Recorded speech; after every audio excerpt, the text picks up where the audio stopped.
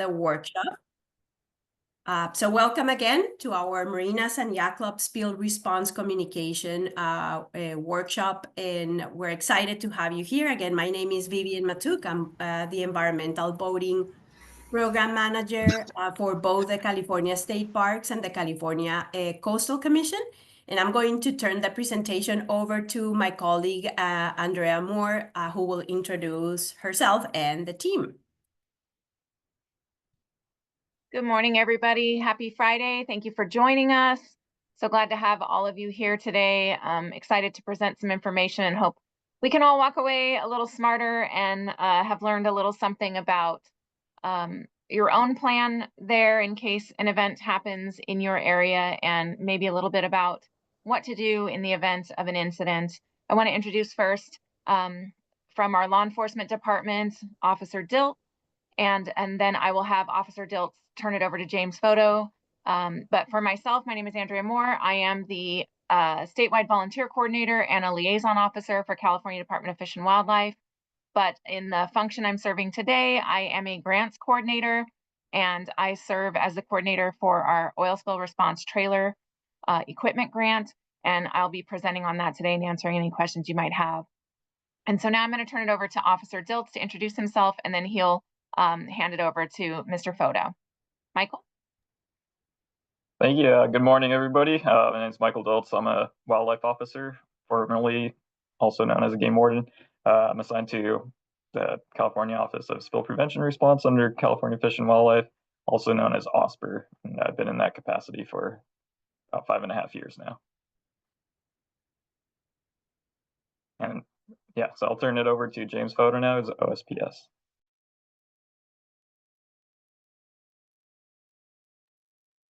Good morning.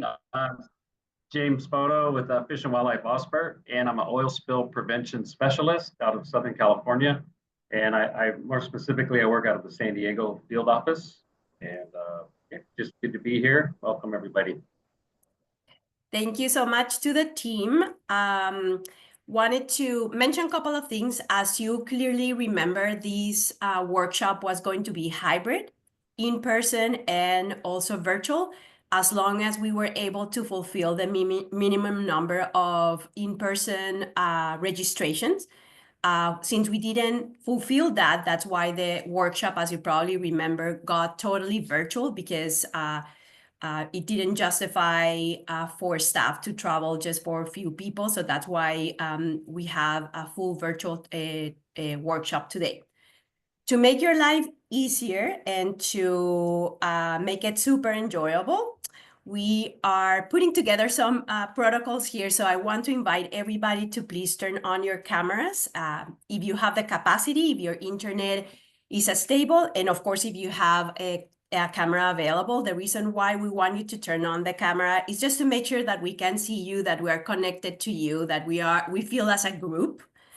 Also, it allows us to make sure that we can check your facial expression in terms of your attention span, because sometimes, it's a lot of information, but we want just to make sure we're connected with you as much as possible.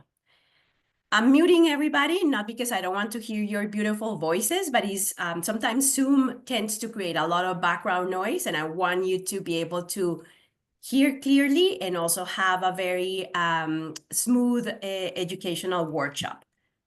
We have created specific sections in the agenda for you to ask questions, not because we don't want to hear your question, but sometimes your question is going to be covered in the following slide. So I wanted to ask you to please refrain from using the chat until we ask you to do so. Why is that? Is because as presenters, we tend to, get distracted if the chat constantly is showing us questions. So we want you to please try to keep your questions for the question and answer section that we have devoted. How you can ask questions? You can use the chat. You can also raise your hand, and we can let you ask your question, so you can unmute yourself, or if you feel shy, you can type in your question. Your handouts. So again, I have sent you many times the link to our handouts, and I just included it again in the chat. hopefully for those of you, and I see a bunch of people in a big room, very comfortable, and I see you having your handouts ready. That's fantastic. The first of the handouts should be our Marinas and Yacht Club spill response communication packet. That particular handout has several pages. On page 19, you will find one specific component of that handout that are the recommended resources for oil spill cleanup, spill kits for marinas and yacht clubs. Then we also included a small PDF, which are the California Office of Emergency Services notification guidance. And we also included another file that is entitled Spill Exercise that we're going to be utilizing this morning right after our break. The reason why we put that one separated, because in our first workshop that we conducted last week, even though we were able to insert those pictures in the poll, the audience didn't have the opportunity to really make the photos bigger, so it was kind of tricky for you to participate in this activity. So getting to know you, based on the registration, I created this fantastic map showing you where all of you are coming from. And as you can see, we have people from the Bay Area, also people from inland areas, the North Coast, Central Coast, South Coast, and very well represented. So thank you so much for joining us and for taking the time to come to this educational workshop today. So based on the information that we share with you, we're going to start with the overview of the workshop, and then we're going to cover the California oil spill response structure. We're going to have a section for questions and answers. Then we're going to talk about the toolkit, which is a document that was created for you based on feedback and recommendation provided by colleagues from private and public marinas and yacht clubs. So your experts were the ones who told us what kind of information we needed to include in that toolkit. Then we're going to have a break. We're going to come back, do the oil spill exercise. Then we're going to talk about different spills that unfortunately have happened in California in the last couple of years, lessons learned, questions. And then Andrea is going to talk about the Office of Spill Prevention and Response equipment grant. So again, based on the information that you receive that called your attention to participate today, and as we clearly stated in that information, this is the information we're going to cover for you today. In addition to that, I wanted to clarify that the goal was to invite all of you to stop from your daily routine to come to this educational workshop to learn more or refresh your memory or acquire new information that then you can bring to your facility, to your staff, to create, correct, or improve your spill response protocols. In addition to that, let me emphasize, we're going to be talking about information about spills happening outside of your facility and also inside of your facility, and also information that is applicable to everybody, to every single corner of our state. And why Vivian is mentioning this is because in our previous workshop, it seems that people were not paying attention and didn't get this information. So I wanted to highlight that. We're talking about outside of your facility, inside of your facility, and across the state resources that are available to you. It is also important that we put together these workshops because for us, you need to be proactive, you need to prepare, prevent, and respond. And remember that prevention is the cheapest way to control pollution. If there's an accidental spill, like everything happens, we're not a perfect machine, right? It is important for us to remember that emergencies are best handled as a team effort. We also wanted to make sure that we bring to you experts so you can ask questions. And let me emphasize many, many times in bold letters, if you have a question, please ask the question. Don't feel intimidated by any of us or any of your colleagues. If you have a question, it's because you need an answer. and we'll try to help you as much as possible. That's the goal of this educational workshop, is to connect you with the resources, with the experts. And if we don't know, we'll do the research for you. So we're going to start this workshop. We try to design it in a very interactive way. And Andrea and I put together some polls here that, let me see if I can find them in these. Let's see for a sec. Here, and I know some of you, like Alicia and her team, and a bunch of people are together, so we're going to do this as a team effort. So the first question that we want to ask you, and I'm going to launch it here, and I want full participation, says, do you know who is your county office of emergency service? I'm going to give you a few seconds here to respond, and I want everybody to respond. If you don't know, that's totally fine. Remember, this is a safe space.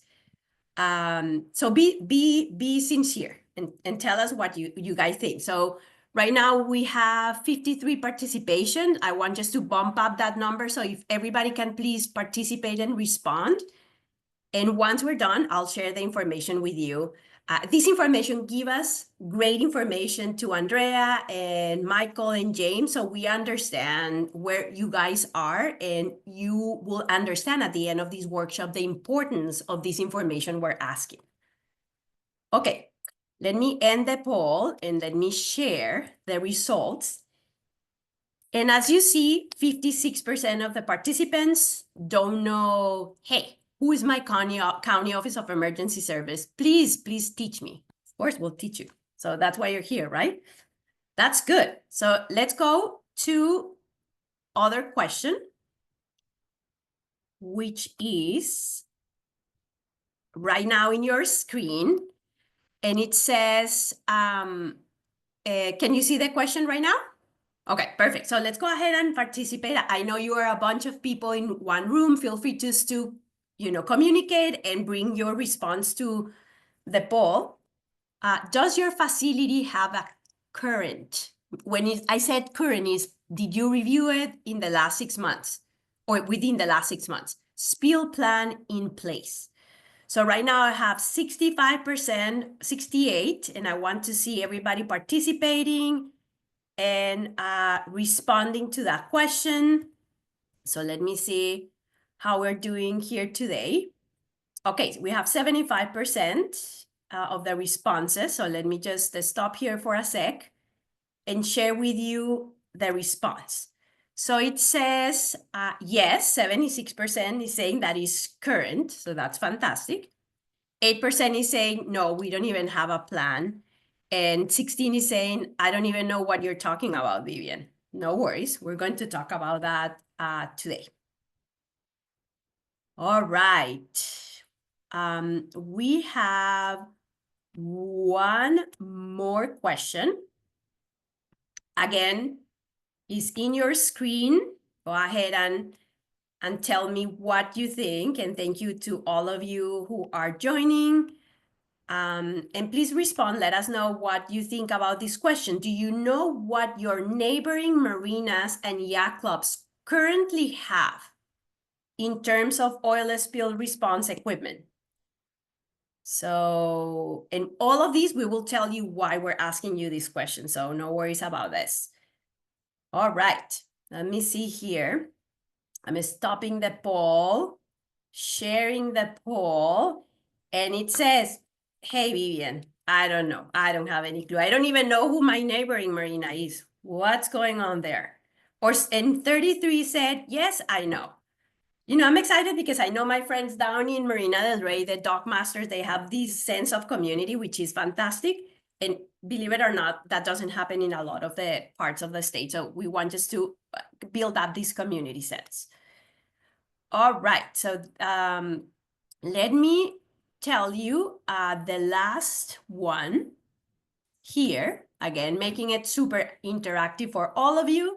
And it says, hey, how do you report an oil spill at your facility? I don't report, but I make sure it is prevented in the future. To be honest, I don't have any clue.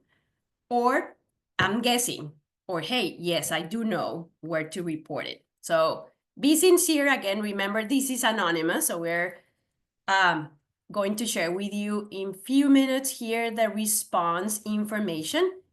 And thank you again for all of you who are participating. We have 75% participation, so I want just to bump it up a little bit more. So give me a couple of more questions. All right. Okay. Let's share those resources. So 81% said, hey, to the National Response Center and the State Warning Center. 15% said, hey, I don't know. And 4% said, why we don't report it, but we make sure that next time is not going to happen.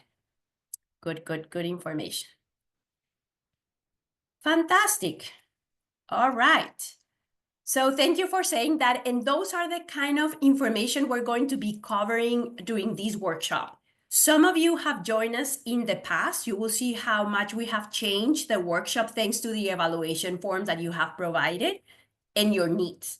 So let me give you a little bit of context. And Vivian, why are you and Andrea and also, of course, Michael and James putting this together for us?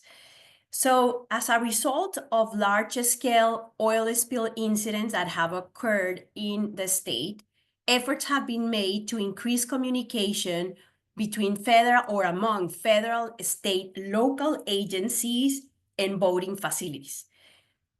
With that information in mind, a few years ago, we created the Marinas and Yacht Club Spill Response Communication Working Group with the participation of all the agencies that you are seeing right now in our screen. Again, federal agencies, state agencies, counties, and most importantly, representative from you guys. We have the public marinas, private marinas, as well as yacht clubs at the table.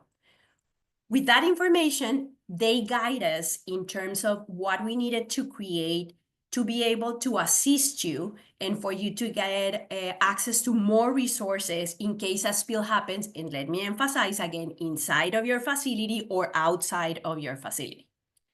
As a result, we created, guided by your colleagues, and of course, following protocols, etc., the Marinas and Yacht Club Spill Response Communication Packet that I also call the toolkit, so either or packet or toolkit, that we're going to be reviewing later on. That's one of the outcomes from that working group. And in addition, your colleagues, Marinas and Yacht Clubs represented at the working group said, hey, in order for us to increase that communication and get to know what's going on in the field, of course, we need to put together educational workshops. So since 2014, we have been working as a team, of course, with OSPR, because we are the leaders of this effort, conducting a statewide workshops, over 23 with over 500 participants all over the state. And in addition to that, one of the outcomes of this effort has been that during, unfortunately, large spills, to give a specific example that have happened, or even small spills that have happened across the state, we have been able to immediately, thanks to the information that OSPR provide to my program, to keep transparent communication with the boating community and boating facilities when in your area there's a spill. So we receive the reports and we keep pushing it to you guys in case there are the decontamination sites that need to be visited. So we work as a team and make sure that that information passes through you as soon as possible and when available. So having said that, and starting with our agenda, now we're going to start from a bird's eye view perspective. It is important that you understand that the state responds to spills inside or outside your facility with some structure in mind. And that's why I want to welcome one of our colleagues, Michael Diltz, who will be talking about the California oil spill response structure. So Vivian will be quiet and it's Michael's turn. So let me stop sharing the screen. And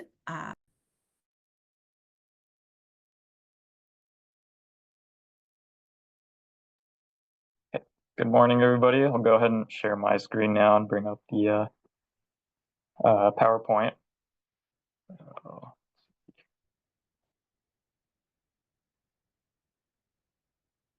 Okay.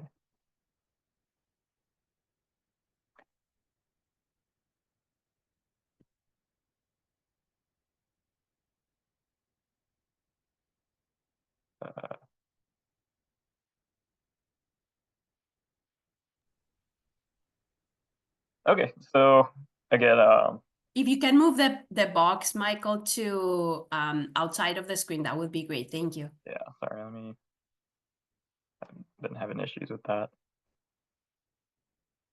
Okay, is that better? Okay, so again, my name is Michael Deltz. I'm an officer with the California Department of Fish and Wildlife, Office of Spill Prevention and Response. Today we're going to do kind of an OSPR overview.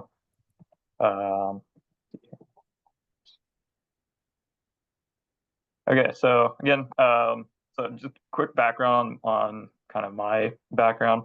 I've been with OSPR since January 2020, so a little over 5 years.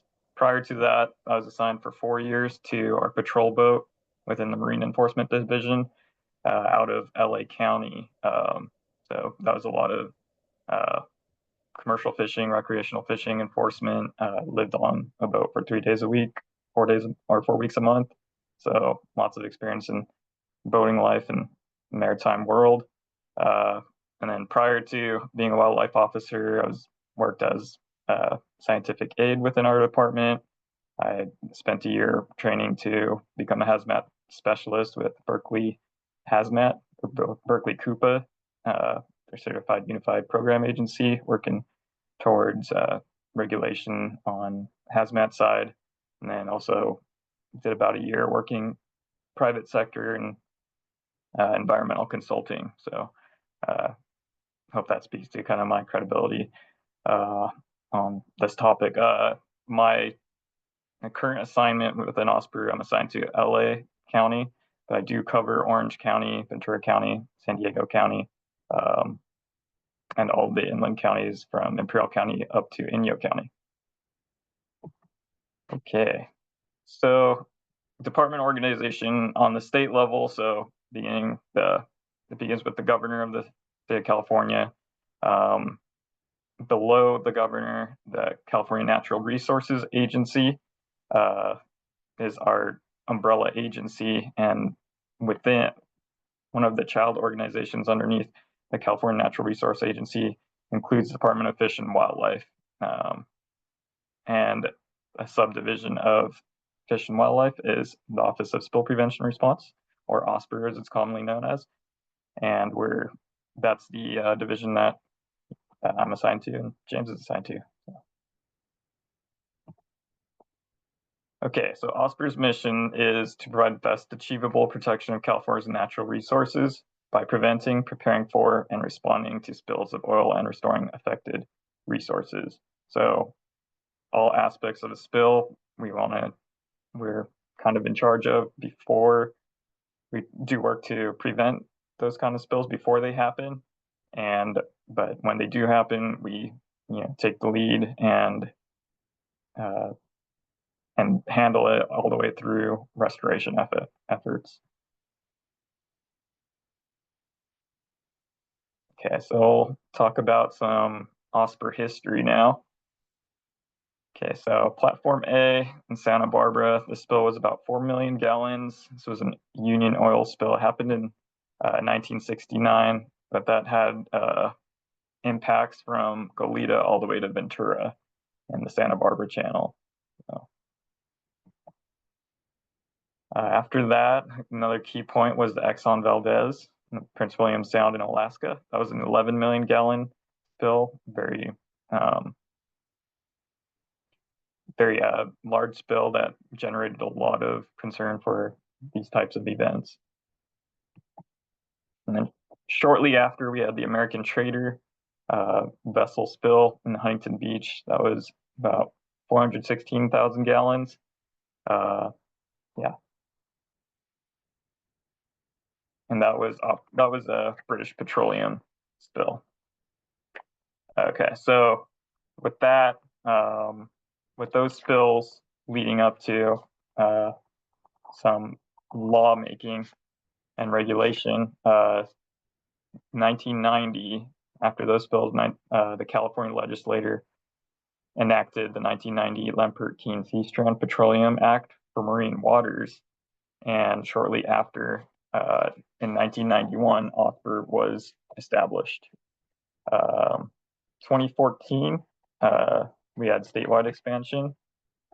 So originally, OSPR only responded to marine oil spills, but in 2014, that expanded to inland spills as well. So inland waterways, inland state waters, any petroleum spills to those areas were now under OSPR's jurisdiction. To kind of back up, the Oil Pollution Act of 1990 was also established around that kind of same time as the Lambert-Keene Sea-Strand Petroleum Act, and that was established to create statewide preparedness and response mandates, and that's for both vessels and facilities too. So that was enacted as well to protect state waters. Moving on, so in 2021, recently, we also, so originally OSPR was for petroleum only, but that our jurisdiction now includes renewable fuels, so your biodiesels and anything of that kind of sort. Yeah. Okay, so this slide kind of gives an example of potential sources and jurisdictions that we have. I'll kind of go up from that top left. That's a rail tank car or rail tanker. So they have a lot of volume that they can, potentially have a spill. So just think if your marinas or your yacht clubs are next to any rail, that's a potential source. Think just about every marina is near roadways and potential trucking routes. So that top center picture there is a semi-truck and tanker trailer combo. They also come in just a tanker truck. So those also have large capacities and potential spills. We ran into several overturned tankers, so that's a potential source. I know in my area, there's a lot of oil fields. That top right corner picture, those are pump jacks or wells. Those we've had spills that have come from these and impacted state waters. Bottom right looks like it's a rainbow sheen, pretty common in what you see a fresh oil spill. And then bottom center, that's a tanker ship, very large capacities. There's been regulation to kind of make them safer in terms of preventing oil spills, but that is a potential source for a large spill. And then bottom left, pipelines. I know, especially in the LA, my kind of area, LA, Long Beach area, there's a ton of pipelines going through, worked a lot of different pipeline spills, and those, had huge volumes. So I think our largest, most recent spills have all been pipeline issues. But there's also the middle left picture there, that's a refinery. And I think and your folks are near Port of LA especially. We have several refineries in the area that are potential sources for large kind of releases. So just keep in mind what potential threats are to your marinas, and any of these could potentially cause massive oil spills that would be could be very detrimental to your marinas. Okay, so lead agency, our jurisdiction, we're the lead response agency for the state, and we're also the trustee agency, or our public trustee agency for wildlife and habitat. So we're kind of, that's a special spot that we have both of those roles in a spill response. Okay, so mandate evolution. So we have our pollution response. So that's, getting into the actual cleanup efforts of a spill. Incident command, that's kind of top level, where we're doing the managerial side of a spill response, and then separated from that, a criminal investigation into what exactly happened. And we'll look into if there was negligence involved, or if it was done on purpose kind of thing, purposeful pollution events that do occur, or just to make sure everything was being done right leading up to a spill, or see if there was any kind of errors in that kind of realm. Okay, so OSPR functions. Oh, sorry, I went forward. OSPR functions, we have prevention. Again, talk about, we do things that, any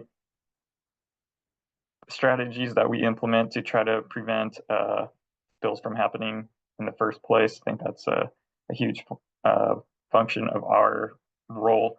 Once a spill happens, it's very expensive. It's a lot cheaper to prevent a spill from happening in the first place. Preparedness, we practice for spill scenarios and how we would handle these scenarios, and we do that with our agencies that we are with the industry, and make sure that they're kind of testing their ability to handle a spill if that were to happen. So our pipeline operators and refineries, shipping industry, they all have to go through the exercise process to know that, so that we know that we could be confident that they would be able to handle a spill should one occur. And then of course, we have our response portion. So this is enacted once we do have an actual spill. We get boots on the ground on the operational level as well as the incident command level to be able to handle and effectively manage a spill response. And then lastly, our restoration. Obviously, we'll receive damages from the spill, and those can be used to either mitigate the damage that was done at the specific sites that were damaged, or it can be used to kind of better other areas that that might be environmentally sensitive too. Okay, so our field response teams, they're encompassed of 3 different parts. We have our wildlife officer, also known as a fish and game warden, which would be myself. We have our environmental scientists, and we have our oil spill prevention specialists, or OSPSs. I'll go into those 3 areas now. So speaking on the pollution response role for wildlife officers, this is my role. We're full state peace officers, so 830.2. We have every ability to arrest, file criminal cases. CHP or deputies or other police officers, police departments would have. So, and you're required to be a peace officer to file criminal cases and to develop search warrants. So those are avenues that we end up going down. That's why we're needed. But on top of that, we are also given the role of being the state on-scene coordinator, or SOSC, for the incident command structure. So in that role, when we do have a large spill, we develop what's called a unified command between us, federal on-scene coordinator, which is typically the U.S. Coast Guard. If it's marine waters, or if it's inland, it would be the Federal Environmental Protection Agency, or EPA. So those 3 parts will, and then at that time we'll have a local on-scene coordinator as well, which will likely be from the County Office of Emergency Services or a fire department. So within the unified command, we're kind of steering the ship in the response role and making sure that everything is being done to effectively clean up an oil spill. And then lastly, we have the criminal investigator aspect that touched on that briefly. But yeah, so we can, depending on if it's a purposeful spill, obviously that'll go down. We've had that happen in the past where we'll file a criminal investigation and actually make arrests. But pollution in the state of California is actually, we don't have to prove intent. It's a strict liability, which means if it's your oil and it does hit state waters, it's an automatic, or it can be filed. That meets the burden of proof that for us to file criminal charges for a spill event.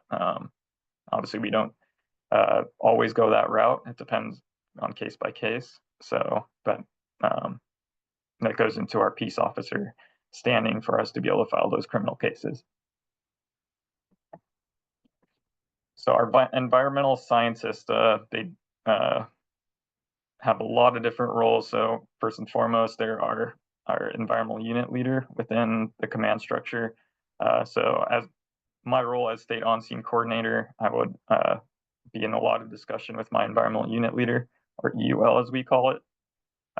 And yeah, so basically the environmental unit leader would establish, or they're kind of our experts on the kind of resources at risks for the area, and that'll include, historical properties, commercially important properties, environmentally sensitive areas, tribal important areas. All of those are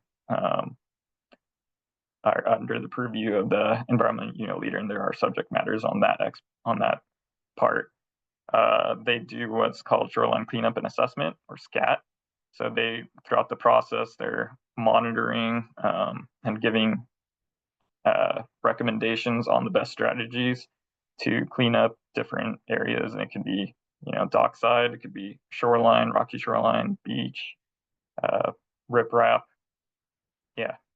And then to that end, they also determine at what point or what they want to see as far as cleanup endpoints go. So they determine how clean is clean, and they do a lot of work prior to spills to determine background levels of oiling. So there are natural seeps throughout the state that, La Brea tar pit kind of things, where it's naturally occurring oil that seeps from the ground and does have, so we have low levels of background oil throughout the state, and they can take that into account when they're determining how clean is clean, and just developing those endpoints to get to a point where we have a goal for these pollution cleanups. Outside of the environmental unit leader, going back to that second bullet point, we have our wildlife branch director, and they work with the OWCN, or Oiled Wildlife Care Network, which is implemented by UC Davis.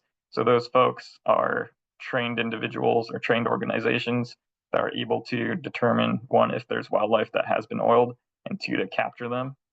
Locally, in my area, we have International Bird Rescue out of San Pedro. We have the Wetlands Wildlife Care Center out of Huntington Beach, and then also the Marine Mammal Care Center down in Laguna Beach.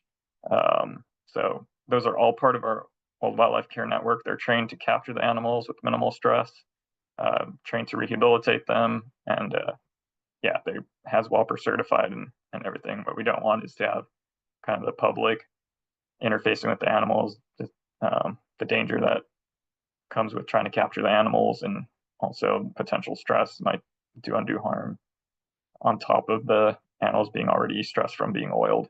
So yeah, lots of roles that our environmental scientists play in a pollution response role, and definitely a key part of our organization. Moving on to our oil spill prevention specialists, or OSPSs. We have James Photo here today, and he'll be able to discuss a little bit more. But OSPSs within the response role, they're our initial site safety officer. We might bring in somebody later on to be more hands-on, being able to be more on site for a safety, but the site safety officer will often discuss or look into air monitoring, and if any equipment is needed to make sure that safety is needed, developing and identifying the hazards associated with a spill and spill cleanup. They plug in with the operations staff, so they give recommendations on and weigh in on how the cleanup operations will take place. I discussed air monitoring, specifically for the responder side, and then but eventually for a spill response, we do flesh out community air monitoring if that is deemed as a requirement for the spill or potential hazard. And then they do what's called quantification. So they'll kind of use different strategies to determine how much was spilled, and also they keep track of how much has been recovered by the operations teams. So that goes into our reporting. For salvage operations, they give their recommendations and weigh in as far as salvage operations goes, and have good relationships with salvage companies. So they're subject matter experts on that part, and as well as maritime and pipeline subject matter experts. So yeah, our pipeline spills, they are well versed in pipeline operation and maintenance, and then same as for tankers, I know they do, especially in the port, they board a lot of our vessels, and tanker vessels, cargo vessels, they're all capable of producing pretty large spills, so they're conducting boardings to make sure that everything is running smoothly on that end. And part of that investigative side too is they help as wildlife officers will work with the OSPSs on the causal analysis, so determining what exactly caused the spill for reporting and going into determining if this is a criminal case or not. Okay, so incident command. So we have these in place. The incident command structure is federally mandated, and this is to make sure that oil spills are, being handled and managed in a professional manner. We don't want is multiple people kind of coming in, multiple, people trying to take charge when they may not necessarily have the right credentials to do so and the right experience. So the incident command structure is in place to make sure that the right people are in place in the command and have the decision-making authority. So as previously discussed, the unified command usually consists of myself, or a wildlife officer would be the state on-scene coordinator, or SOSC, and we would have either the EPA or the Coast Guard in as our federal counterparts, and then we'd have a representative from the responsible party to weigh in as well. Outside of the unified command, we have that investigator role, and the NRDA stands for Natural Resource Damage Assessment. So they are also kind of an investigative role to determine how much environmental damage occurred due to a spill and recoup damages from that. Typically, OSPR for an oil spill will fill the role of the public information officer, a PIO. So they're doing the interfacing with the media a lot. Unified Command will usually have a press conference kind of thing for larger spills, but our PIO will be the day-to-day interface with media, so that the Unified Command can focus on managing the spill. We have a liaison officer, kind of same role as the PIO, but specifically dealing with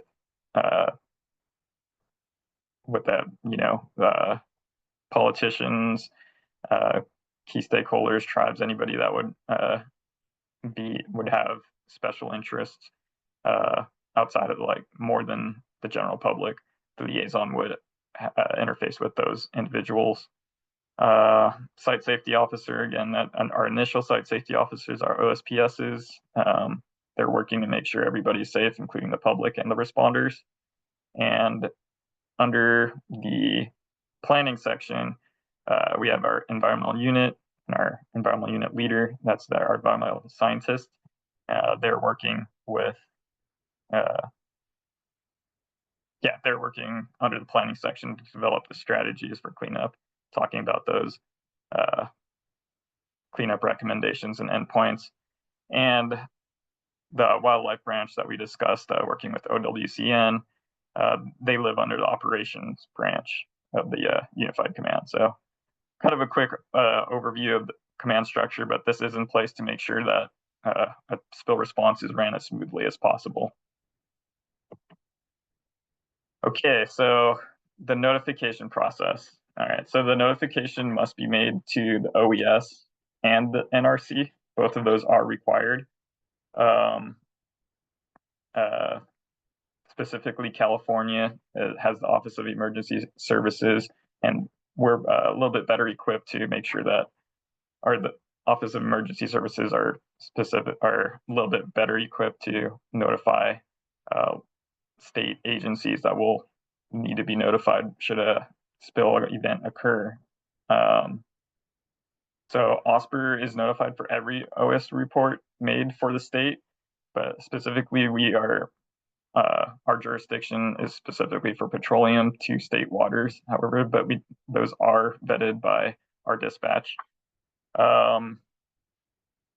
Yeah, so, and as far as reporting requirements, so any discharges or threatened discharges of oil in marine waters are required to be reported. Any spills or other leases that are more than 42 gallons, which is an oil barrel, a blue barrel. So that's spilled from a tank facility, that's required to be submitted as a report. Hazardous substances or sewages to waters of the state are required to be reported. Any discharges that threaten impact to water quality, any discharges of oil, petroleum products, and hazardous liquid pipeline release are required to be reported. So just as a heads up, so there is legal requirement for both NRC, the National Response Center, and the OES, the Office of Emergency Services, to be reported within 30 minutes of finding a spill. So I know that at times only NRC is notified, because the thought is that NRC will eventually notify Cal OES as well. Unfortunately, there is a little bit of a time delay between both of those notifications, so we do want those notifications to go out to both of those entities. So just keep that in mind for your reporting. OSPR initial actions. Yeah, so we have a spill. We'll respond out. We'll do an initial site assessment to kind of determine how much damage is occurred. For instance, that's Marina Pacifica in Alamitos Bay, in Long Beach in the top left. Looks like there's some sheen there. And then on the bottom, is a little bit, looks like it's a little bit bigger of a sheen down in Dana Point. So our responders will go canvass the area, plug in with the responsible party and with other responders, if it's fire department or Coast Guard, start developing strategies on how to handle that specific spill. We'll develop site safety and determine, potential hazards associated with the site and address those as needed. And we'll establish that unified command. So we'll identify whose jurisdictions and the spill falls under and who needs to be involved and take a seat at that command table. Upon conclusion, we'll terminate the emergency phase of the response, work towards those environmental endpoints, and document the environmental damage. Once those endpoints are reached, we'll start working towards restoration and all that money. And then after that, we'll have our after action report, which could potentially be a criminal report, or if it doesn't go the criminal route, we can go the civil litigation route as well to receive damages. And and those aren't mutually exclusive. We can do both, or we can do one or the other. Yeah. Okay, so that's I think I ran over, sorry. But we'll take questions if you guys have any at this point. I'll go ahead and stop sharing this. Thank you, Michael. And yes, this is the perfect opportunity for your questions. And again, just to recap, the goal was to give you a bird's eye view perspective about the California oil spill response structure, how briefly OSPR interacts with the federal agencies and how they fit into the structure by being the leader in California waters to respond to the spills. And also Michael mentioned the importance that every single staff from OSPR plays in this role and the services they offer, which is fantastic. And also a little bit about the notification to both the National Response Center and the State Warning Center. So any questions for Michael? And let me clarify also that at the end of the workshop, for your convenience, you're going to receive an email with all the links, contact information, in case you're like digesting this information and you need any assistance, help, or you have any particular question you want to ask to any of us, you will have our information right there. So any questions for Michael? Michael, I have a question. This is Paul Stein, Coast Guard Auxiliary, Division 11 South. You did cover many of the sources of pollution, but exactly what happens? What causes those? Is it maintenance issues where the structures are basically deteriorating and then they leak out the pollution, or something like barrels will roll off a ship or something like that? So what exactly happens to cause the pollution event? Sure. It could be multiple different things. A lot of times it is that, failure to maintain their equipment. We see that a lot in vessels. Well, fuel tank leaks into bilges, or, fuel hoses, fuel filters that leak into the bilge and ends up getting kicked out of the bilge by a bilge pump will often create sheens in the marinas. I think that's very applicable to the folks we have here today. But it could be something as negligence, those tankers can take a turn too hard and end up overturning. We see that often. Or it could be a traffic collision that hits a saddle tank and releases fuel from a truck. And at times it can be a natural disaster type of event. So earthquakes, tsunamis, heavy weather events. We get small craft storm, gales that end up sinking boats. So that can be an issue too. And when it's those weather events, we have to take into account how well vessels are maintained and if that's a cause of it. But yeah, it could be weather events, accidents, and poor maintenance. And then at times we've had recent instances where it was legitimately people trying to get rid of their hazardous materials in an expeditious, cheap way. So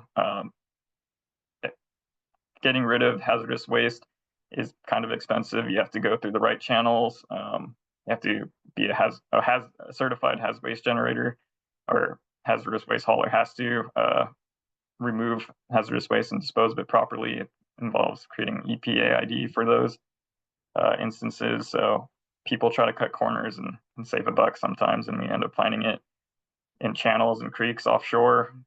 So we're still finding historic drums of various pollutants offshore, all the time. So the reasons for the spills vary quite a bit. Yeah. But great question. Thank you. Thank you, Michael.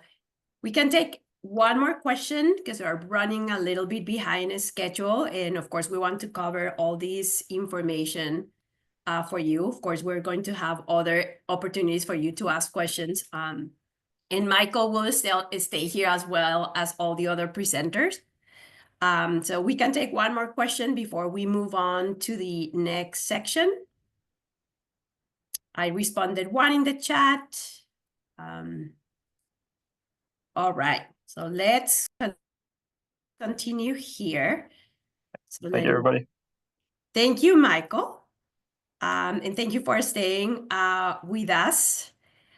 So now we are going to focus on the next section of the presentation, which is actually about the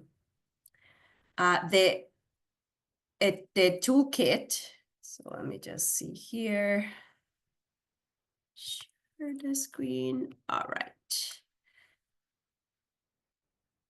All right, so in your handouts, again, there is a document called the Marinas and Yacht Club Spill Response Communication Packet. Sometimes I call it packet, sometimes I call it toolkit. I'm talking about the same material, and I wanted to review it for you.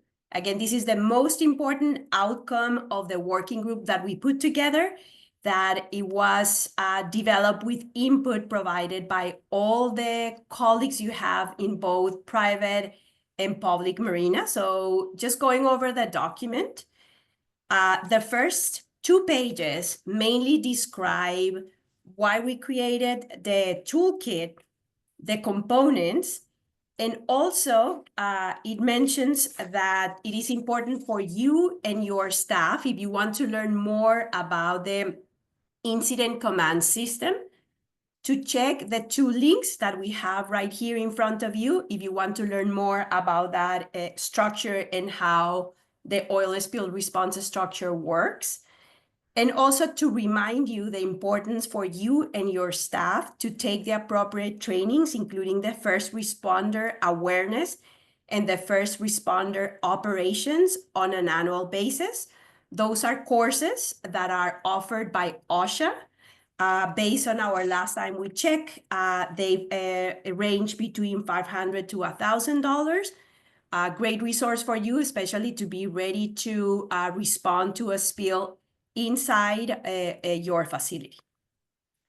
Again, because the purpose of this toolkit is to provide you with resources for both spills happening outside, but also inside of your facility. In the second page of your toolkit, we included the list of resources you need to get information during an oil spill event outside of your facility. So let's say that you're in a marina and there's a spill outside caused by a tanker or whatever. These are the resources we want every single marina and yacht club or boating facility in general to have handy, so you can get the latest and greatest. The first one, remember the question we asked you in the poll, have handy and get to know your county office of emergency services. We know, and remember the poll response, most of you didn't have any clue who that person is. This is extremely important because they are the first line of contact for you. They are the ones who are going to communicate to you what's going on. Vivian, how can we get a hold of them? It's just basically, you can use your favorite browser and just type in the name of your county, get to know them as a facility, tell them that you exist. And in addition to that, make sure that you are part of the county oil spill contingency plan. So it's a dual communication. Make sure that you get introduced to your county office of emergency services, and they will take into account and make sure that you as a facility are part of your county oil spill contingency plan. Other resources for you to get information about the latest and greatest in terms of a spill happening outside of your facility would be to check the great website that the Office of Spill Prevention and Response has. They are extremely well communicating with the audience when the information is available and ready to be shared, that information in different channels. They are extremely active also in the Twitter, now called X. They are very good at that. So these resources, again, are important for you to bookmark and have handy in case a spill happens outside of your facility. Another component of your toolkit that was recommended by your colleagues in the working group was a handout that Andrea is going to cover at the end of the workshop, which is mainly about the Office of Spill Prevention and Response, again, OSPR, Response Equipment Grant. She will explain how creative and fantastic the team is in terms of, hey, mainly these grants are for public agencies, including tribal nations, cities, counties, port districts, fire departments, but they have been finding a great way to encourage community development at the local level. So if you're a private organization or entity or facility, you can work with your public agency in order to have access to these grants. You will cover that information, so I don't want, of course, to go into detail about this. We talk in the poll that is extremely important for you to know what is happening in my community. That's why we ask you, do you know what kind of a spill response equipment items are found in your area, and if you know who your neighboring marinas or facilities are. Why is that? Is because based on previous situations, some of the marinas needed to get access to some of these response equipment items, and they didn't have the capacity to have some, which is not okay because you have to be on the prepared side. That's why we want also to provide this resource to you for a couple of reasons. To know what spill response equipment grants are in your area. Don't worry about all these links. In your toolkit, all of these links are active, so you will be able to see the current list, the map, etc. You can also ask your county office of a spill emergency, county office of emergency service for what other resources that are not part of the grant are included in your county.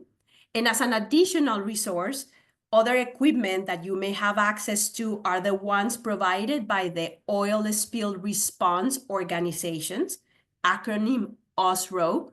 Those are contractors that have been evaluated by the Office of Spill Prevention and Response, and they are an additional resource that you may have in your facility. Again, all of this information, including the current map, can be seen in the links for your toolkit, and in your email will be sent to you later on. Michael talked a little bit about spill notification. And based on our research and also in the poll that you noticed, a lot of you don't have a specific understanding on how it is important or how to report a spill. This resource phone tree is very important, is included in your toolkit, and it's important that you use it in your facility, print it, review it every 6 months, and have it in different areas of your facility where your entire staff is aware of how to do the proper reporting. We're including 2 sections: required notification. As Michael mentioned, if you need to report a spill, you have to do it to both the National Response Center and the State Warning Center. Both phone numbers are included there. Let me emphasize that based on the law, if you are the responsible party, you have a frame of 30 minutes to do the notification.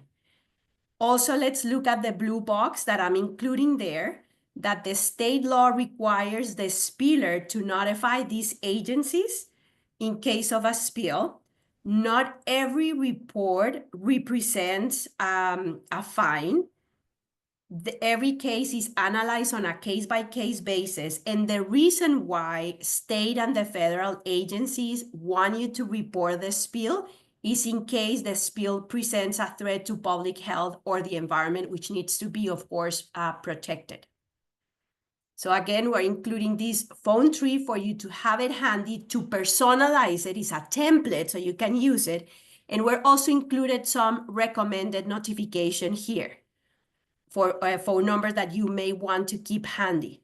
We're also including there the phone number and contact information of the marina, yacht club, or boat yard person in charge of the operation of your facility, in case that person is not on site, and what other staff needs to be notified in case a spill happens. In addition to that, some of you are public agencies, and you might be required to contact, for example, the city mayor or county officials. That's another information that is important for you, for your facility to have handy. We want also for you to have handy information about how to report, for example, oiled wildlife, and that's why we included not only the phone number, but also the links, and other additional resources that we have identified based on previous incidents that are important for the facilities to have, including the spill cleanup contractors that I already mentioned on page 2, and also salvaging companies, additional divers, vessel assist, or nearby boatyards. Again, this is a template offered to you so you can personalize it, and please check and update it every 6 months with your facility. Here, we are including in the following page of your toolkit, hopefully you're following me, that's why we ask you to print your handouts, that when you do the reporting, for example, to the National Response Center, the National Response Center is going to ask you a bunch of questions in your reporting. In order for you to be more efficient with your communication, these questions you see there are the ones the National Response Center is going to ask you. Remember, we have to call both the National Response Center and the State Warning Center. They are connected. Michael clearly explained, sometimes if you forget and you just call one or the other, it's going to be a delay on time for the other one to kind of communicate. That will be fine, but this is the information they may ask you to report. We highly recommend you, if you are reporting a spill, to always give your cell phone as the returning phone number as a contact, because of course you're going to be mobilizing within your facility or outside, so it's the best opportunity to get a hold of you. Again, this is the information you need to collect before you call and do the reporting. Really quickly, because again, the goal is to provide you with information about spills inside of my facility and outside. If there's an outside spill, based on the structure that Michael clearly explained, we already know that OSPR, Office of Spill Prevention and Response, is the lead agency in responding to oil spills in marine waters of the state. And as part of that structure, they work within the incident command system, and they can assist local agencies to recover the response cost. So this document on the left talk about those public agencies, and to the right, my friends who are private entities, don't worry, there's also some help for you that is specifically related to the National Pollution Fund Center, and that information is included there for you. This document includes some definitions of what kind of funds are available, what kind of documentation is required for the reimbursement, which brings me to the next page of your toolkit. These are examples of the different cost estimate you can keep in mind in case you are impacted by an outside spill and you need to file those reporting depending on your situation, public, private, marina, by following the structure. This is FYI, additional resources for you to keep in mind. Now, another component of your toolkit, and I'm in the page entitled Spill Plan Template, is the information that I asked you at the beginning of the poll if all of you had already in place a spill contingency plan that is current. This information was put together actually using templates from a bunch of the marinas across the state, and these are the key components of the spill contingency plan that you should have in place. Couple of things that are important for us to emphasize. When we talk sometimes to yacht clubs or to other facilities, they feel like, oh, I'm not even part of this conversation. Remember that you deal with your tenants, with your members that have motorized vessels, and you can be impacted by a spill. Or even if, let's say, that you don't have motorized vessels, you can be impacted by a spill, an outside spill. That's why it is important that every single facility in California has an oil spill contingency plan. If you follow under the law of the Spill Prevention Control and Countermeasure Plan, by law, you are required to have that plan in place. For examples are those facilities that have aggregated storage capacity above ground of greater than 1,320 gallons, or completely underground grader of 42,000 gallons, or if you have a fuel dock, you are required on an annual basis to present this plan to your Certified Unified Program Agency, also called CUPA, which is kind of like most of the time, your county. This plan should have a specific actions depending on the situation. Let's focus here to give you an example. And again, this is for you to use and develop your plan. You can also reach out to your county. They have examples sometimes of those plans. If the incident happens on the water, for example, some of the actions are assess the magnitude of the spill and also what has been a spill. Two things. If it's gasoline, remember that we need to evacuate the area immediately, clear the area, shut off the power, and do the reporting immediately. And that's why you have handy the resource phone tree that we already covered minutes ago. Why is that? Is remember that gasoline is pretty dangerous, hazardous, flammable, and is very complicated. So we will leave the authorities to better respond to that.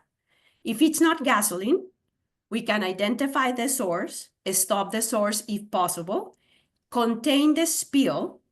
That's why it is important that you and your staff have up to date all of your training required, first responder awareness, first responder operational. So you know how to do that and also what kind of protective equipment to have in place. And then once it is contained, you can do the reporting using your resource phone tree that we covered. We included a little bit, some information in the green box that you're seeing here for a couple of incidents that sometimes occur at marinas, like having, for example, bilge contaminated with diesel or transmission fluid or water. So some of the steps that are important for you and your staff to keep in mind in terms of that response. Again, this is an example for you to develop your spill contingency plan.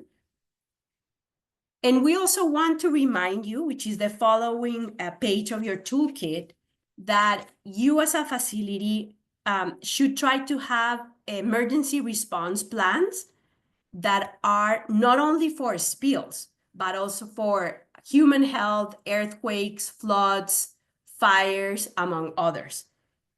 Please keep those plans simple in a colorful binder, very short and sweet and to the point. When we started with these workshops and we pull different resources from different marinas across the state, you cannot imagine how thick those plans are. And there's no way that during an emergency you can read 90 pages.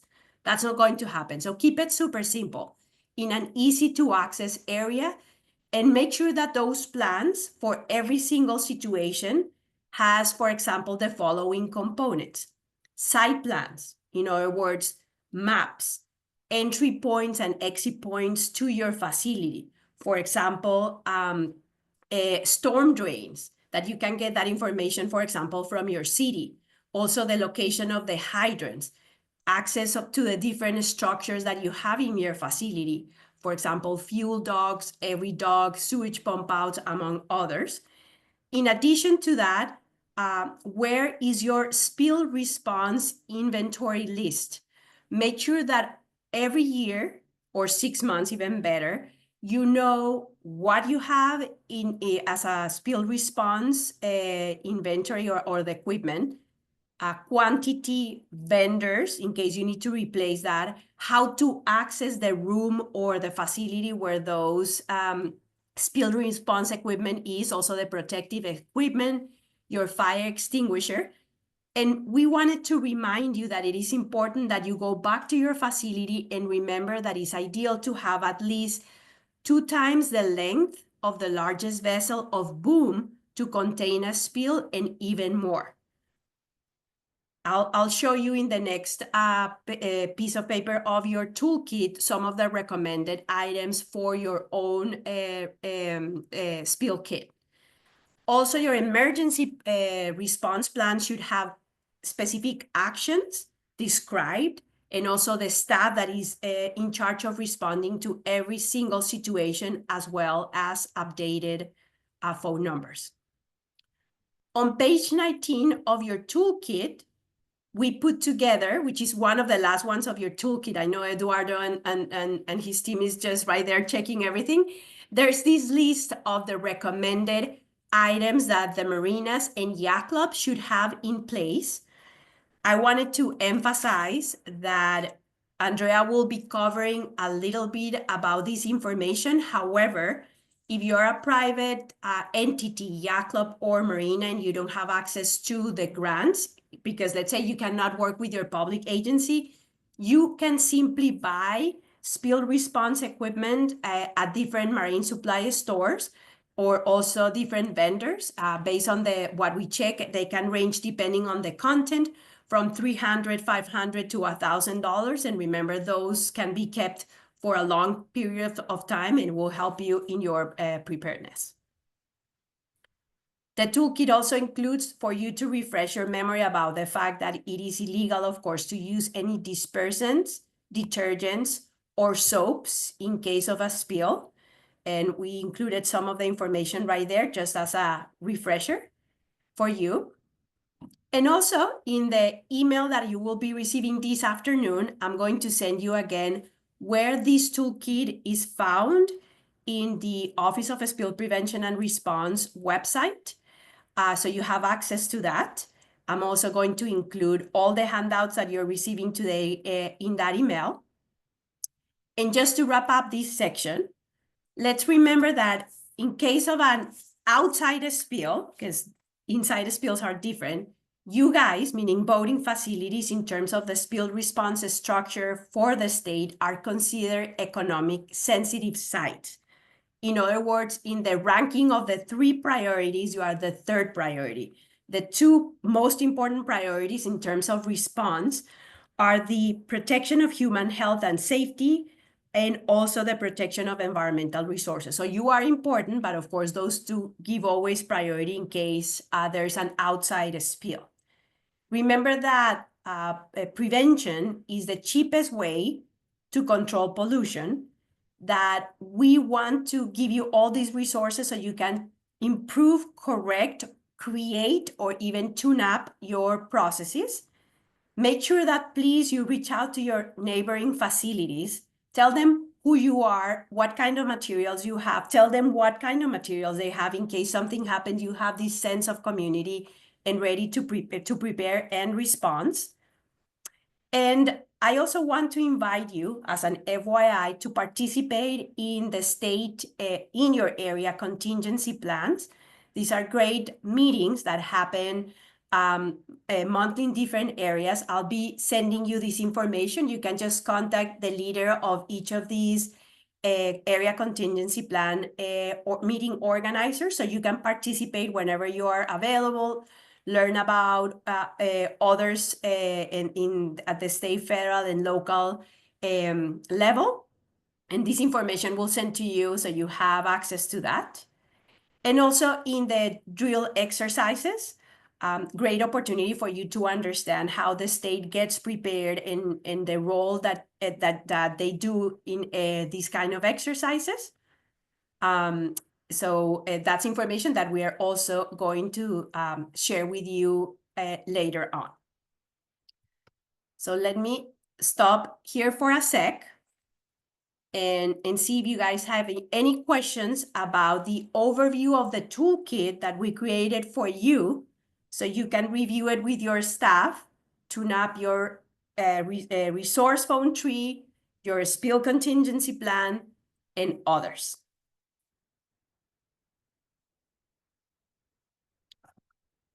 Any questions you may have at this point before we go on a break to come back and do the spill exercise, go over some real case examples that have happened in the last 2 years or so that will be led by James Photo, and then wrap it up with Andrea. All right, so Vivian, I have a question. In that kit, you said something about don't use detergents. When the animals are soiled, what kind of cleaning? I mean, you see commercials for like, was it Gain? you know, they're so helpful cleaning the little duckies or whatever, but they're not very environmental. So No, would there be a list of what we could be used?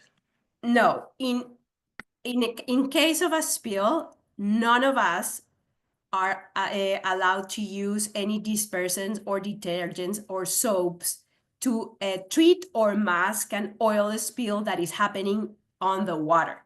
That commercial that you see, which is sometimes what I call greenwashing, because they're washing sometimes the dog in front of the water, that doesn't have that cannot be happen. And actually, Andrea, who works with the team, they do the oil recovery for those animals. They are brought to specific facilities where those animals are treated, and that effluent, which is oil and dispersants, etc., get contained and treated differently. But on open waters, on our state waters, if a spill happens, you are not allowed to use any detergents or soap. That's extremely illegal and highly penalized, not only by the federal agencies, but also by the state.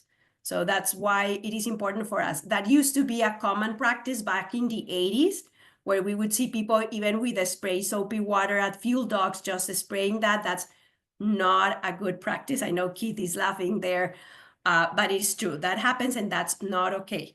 For example, in some specific cases, like Gulf of Mexico spill that happened way back so many years ago, the two agencies that can only determine when to use dispersants are either the Coast Guard or the local response agencies for the response, but they are the only ones. Acceptable boat detergent, no. No soaps, no detergents can be used to treat or mask any spill on the waters of the spill, please. That's extremely illegal, and that's not acceptable. So if a spill happens, don't ever think about using soaps, detergents, or dispersants. It's extremely illegal and highly penalized, please. Okay? All right. I got another question before we go into our break. Do joining the Clean Marina program prepares greatly for prevention? Do you agree? Thank you, Gina. I have heard that they prepare you, but I don't know how active they are. Actually, somebody told me yesterday that they are not that active this year, the Clean Marine program in California. So you may want to contact them. I think that you as an organization or a facility have a lot of responsibility also to get, prepare, train, and remember just to be proactive. We are providing you here a bunch of resources for you to utilize.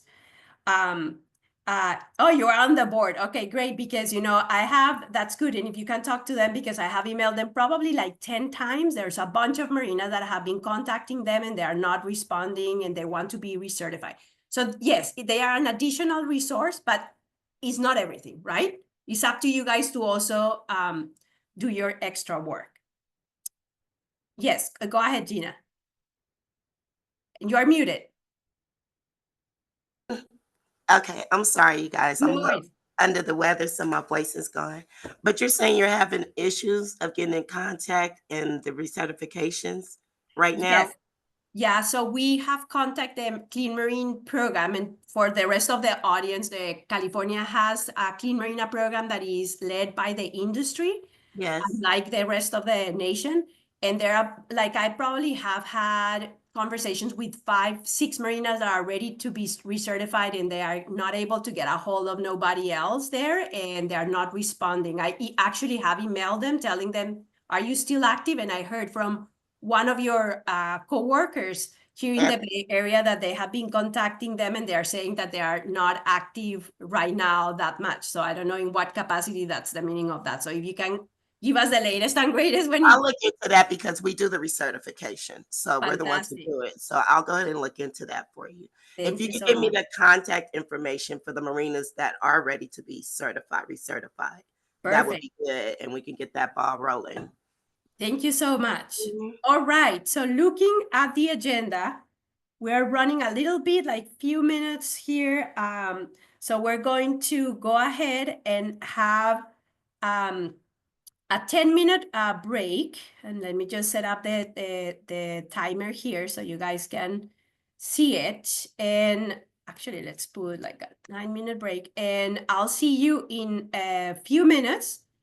When you come back, please make sure you have handy the file from your handouts that is entitled, hold on for a sec. It's entitled the Spill Exercise PDF file. Please have it handy because we're going to use it in the exercise. You are welcome to leave your camera on or off, and we'll see you in 8:35 minutes.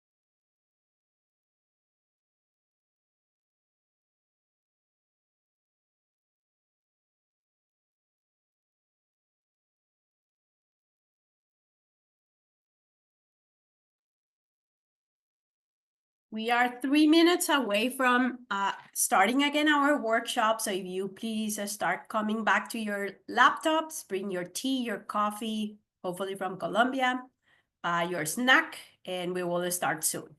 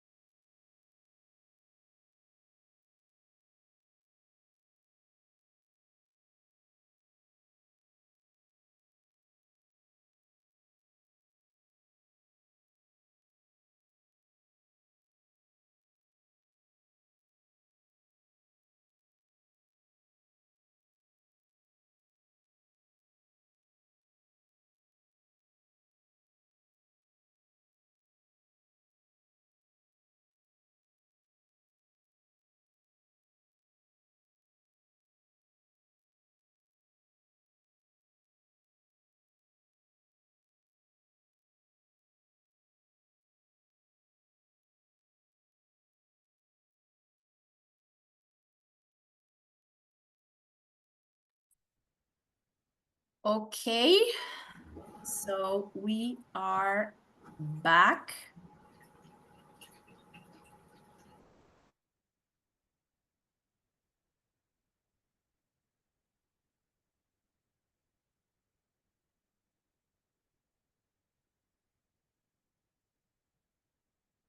Okay, hope you have enjoyed your break, your stretch. Now, my colleague Andrea is going to be leading a great exercise that she created, which I think is pretty engaging. So that's why I ask you to please have handy the handout from the handouts that I send you that is entitled Spill Exercise. So what I recommend you to do is to have your handout in a separate screen or printed, and I'm going to launch a poll where you're going to see the same photos that you see in the first part of that handout in the screen. It's difficult for you to see it directly in the screen, so that's why we ask you to please have it handy. So let's see. So I'm going to launch the poll here. Again, scroll down to respond to your question. Have handy what I send you. In other words, the photos, so you can easily see what's going on there. And please go ahead and tell us what you think. Right now we have 15% participation. Once I reach around 70, Andrea, I'll stop, share the results, and you can take it from there, and then we will do the same for the other examples. Okay. Okay, so welcome back. I hope you guys were all able to restore your personal comfort, take in some fresh air. I know you're getting a lot of information, and that can be hard sometimes. We know virtual realm is not easy, but I hope you're all learning something. So these pictures, is it oil? Can we tell? Left side, right side? Are you looking at you're zoomed in? Are you looking at the electronic version? On the left, is it oil? On the right, is it oil? It's hard to tell. These are the bird's eye view, right? These are drone photos of of the environment. So we're trying to kind of get a feel of what can you tell is something oil or not, right? It's going to help us on water. When we're in the marina, the harbor, can we identify whether or not we need to take action or whether we need to make a phone call? And so that's kind of the target of this exercise. I think we're potentially still missing people, Vivian, that haven't come back yet. So maybe if we can get to. Yeah, we have a 63% response rate. So I'll just wait until we get around 70. We're almost there. And Okay. then other people who will join us in a few seconds will participate in the second one. So, okay, great. we reached that. So let me end the poll. Awesome. And Okay. share So is it oil on the left? Is it oil on the right? Are both oil? Neither are oil. So not sure that 30% said yes on the left, 26% said yes on the right. 43% in both photos is oil. 43% are correct. Both photos are oil. So one looks a little brown, one definitely looks more black, maybe a difference in product, thickness, viscosity, whether it's in the water column or sitting on top. So good job, guys. 46%, both are oil in that one. Oh, I'm so sorry. Time out. I am so sorry. Boy, am I wrong. Boy, don't be wrong twice, guys. Okay, so the one on the right is not oil, okay? The one on the right is an algal bloom. The one that's more brown, that's algae. So not oil. So good job to the ones who said yes, the one on the left is oil and not the one on the right. So sorry, guys. Oh, it's Friday, right? It's been a long week. No problem. Photo on the right is an algal bloom. Looks like Yeah. oil. It is not oil. Okay. Next one, Vivian, get me past this disaster and let's get into something else I can mess up. All right. Hold on for a sec, because I'm no problem. edited. So let me see. Okay, so we're going to question 2. For some reason, it's not letting me launch it. I don't know if I just hold on for a second, but just launch the poll again here. Yeah, okay, so let me see if I can just go, because it's not letting me launch any of those again. Ended the poll. Let me just see if I just stop sharing. Andrea, okay, now question 2. Here we go. So look at your handouts, the second images that match the one you're seeing right now. In order for you to respond, please scroll down so you have the options, and Andrea will guide us. So we're going to give you couple of seconds here until we reach around 70% response rate. I'll let you know. Andrea, tell us if the one on the left is a spill. You got the streaky brown on the right or left, and you've got like spotty jellyfish looking objects on the right. Is it oil? Is it organic material? Is it a Van Gogh painting? What is it? Do we know? Almost closer to. Kira is not seeing it. Did you print out your handouts, or do you have the handouts in your Google Drive, Kira? Yeah, so Kira, right now I launch a poll that people are seeing. We have 70% participation. So I don't know why you're not seeing it unless you minimize the poll. And the photos were sent in the handouts, and there's a handout entitled a spill exercise that we are looking at, and we're looking at the second set of photos that I'm going to end the poll right now and share the results so Andrea can guide us in the response. Okay, so this time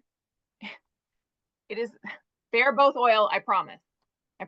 This time I'm right. They're both oil. So congrats to the 8% of you, 2 of you out of 33. And that may include a large room of people that are gathered together, but 2 of you thought that they were both oil. It's correct. So that one that kind of looks like jellyfish, that's oil. And the one on the left is a streaking of an oil product on the surface of the water. So good job, guys. That was tougher. So. All right, so we have a third one, and here we go. So go to your handout, the third set of questions or photos, and remember to respond. Please scroll down under the photo so you can include your response. I'm going to give you a couple of questions here. A couple of seconds. No worries, Kira. That's why we're here, right? No worries. So now it's time for you to participate. So make sure that you're participating. We're almost at 60% participation in terms of the response. And once we're ready to 70, I'll stop sharing the photos and then we can see what you guys think. Okay, a little different environment this time. You have a bit of shoreline there. You can kind of see the wave break. The other one, you have kind of a rocky stream bed. So a little bit different that time. Okay, wow. What do we think? Are we done? Vivian, we done? Yes, I'm sharing already the Okay, results great. for you. All right. So, is it oil on the left? No, that is not oil. That is kelp.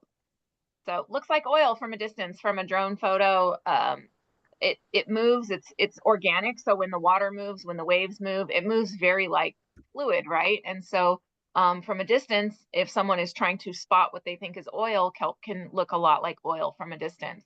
The one on the right, is that oil? Also looks like oil, but it is not. That's a mussel bed.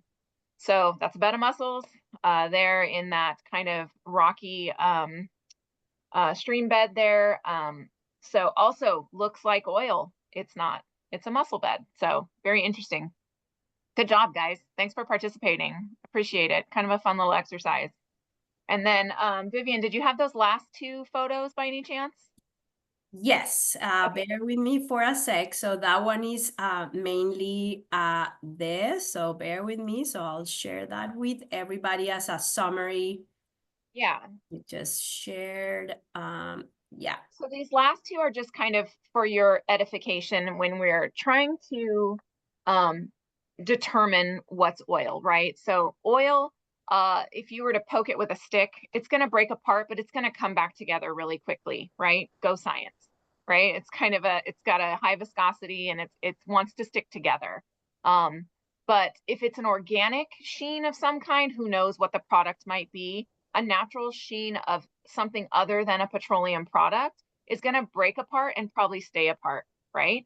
So that might be your indicator that it's not a petroleum-based product. The other things you're looking for might be odor, right? Those are other things, maybe potentially animals avoiding the area. Those are some other indicators that might let you know that you're dealing with a petroleum-based product.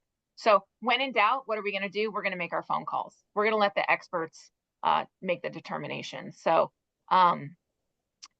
those are your hints. If you're not sure, always make the phone call. That's your go-to. Call your National Response Center, call the State Warning Center. We recommend calling your Coast Guard. Those are your local numbers there. And let us come out and make the determination whether or not actions need to be taken. You guys don't have to be the experts. We just ask you to be kind of boots on the ground and eyes on the scene. So thank you so much. Appreciate it. And with that, are we ready for Mr. Photo's presentation? Okay, Yeah. I'm going to pull it up and I'm going to let James reintroduce himself and tell a little bit about who he is and what his qualifications are, which are many. And then I'm going to pull up his presentation while he gets ready to talk. Go ahead, James, introduce yourself.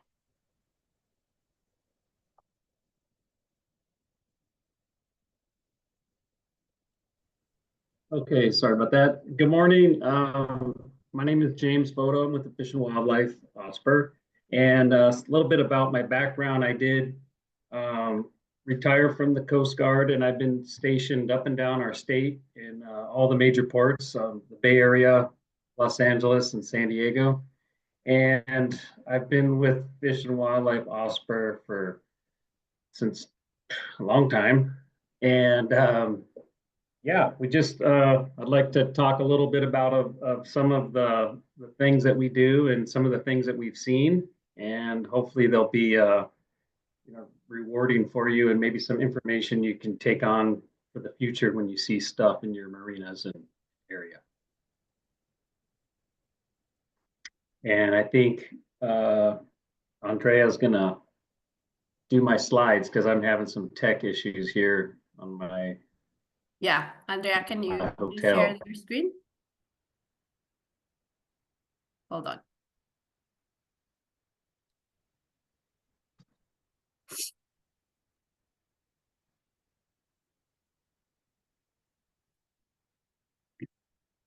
while we wait for Andrea to share the screen, Cheryl, you asked me a question and I share with you the handouts again for everybody again in the chat. So make sure that you have access to those.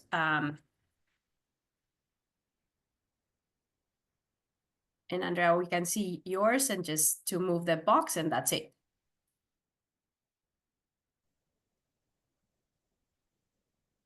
Okay, so there's a nice little drone shot of your typical marina. Okay, so here we are in Humboldt Bay. This was this year, just coming out of winter. You can see a couple of the sunken vessels there in the slip, and the actions that they took to, help mitigate further spread. So looks like they've laid out some what we call sausage boom or absorbent boom, and it's just to corral that area. And then they threw some pads in there, which is also oil absorbing. So it doesn't absorb water; it'll only absorb the oil. To the right, you can see some of that material escaping and kind of sheening. You see a little bit of sheen on there coming around that vessel. So in a situation like that, we would probably put hard boom further out and around to contain that. So this is probably initial response, just to kind of get something going. So a couple of examples there. And next slide.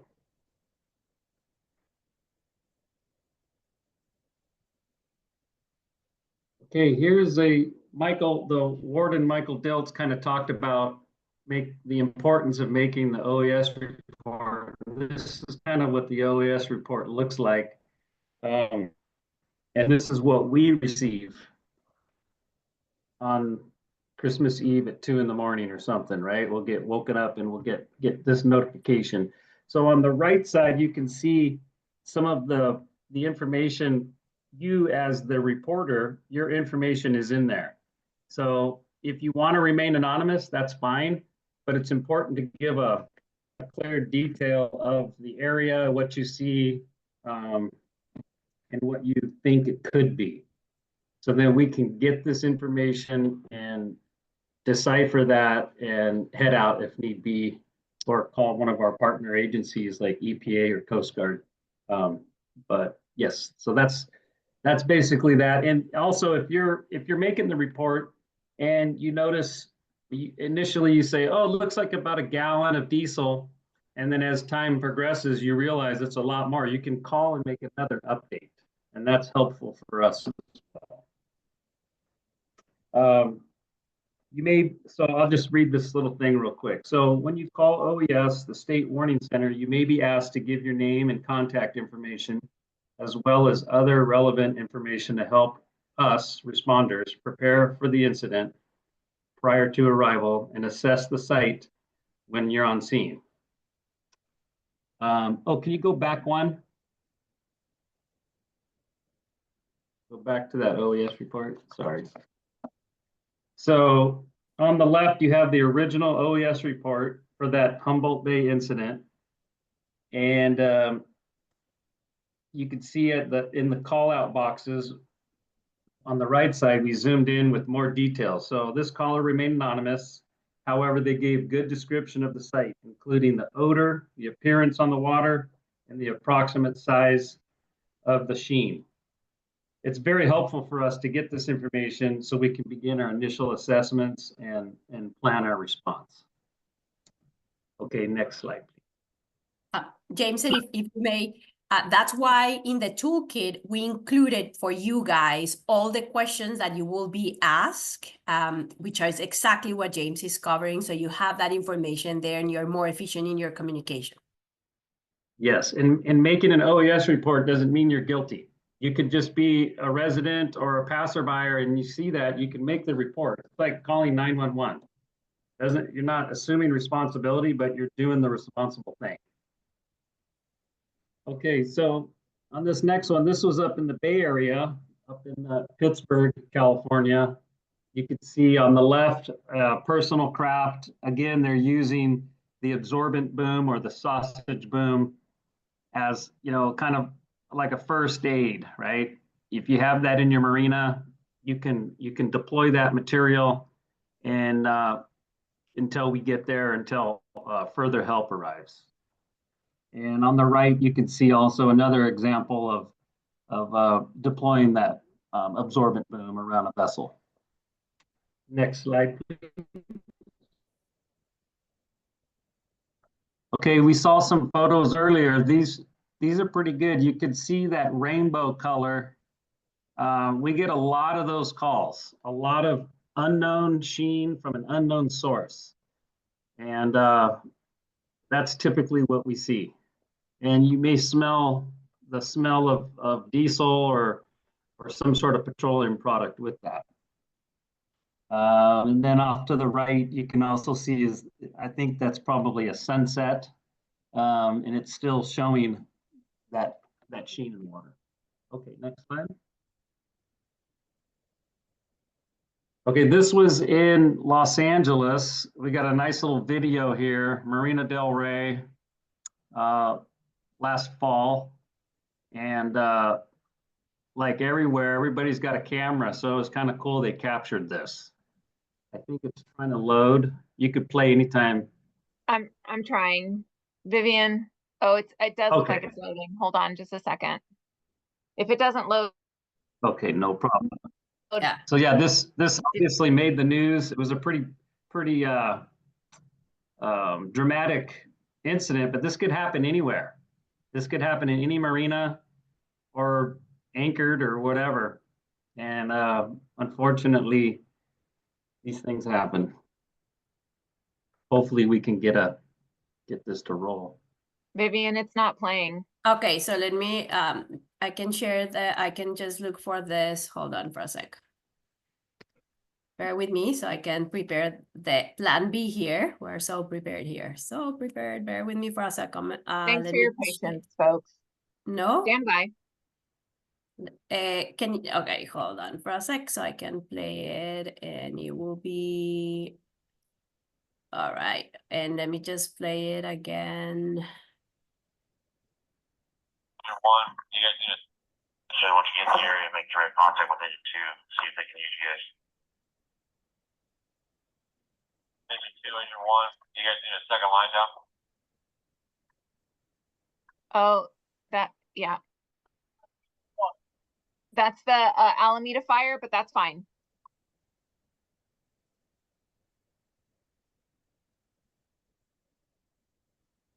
I'm going to find the Marina del Rey as well.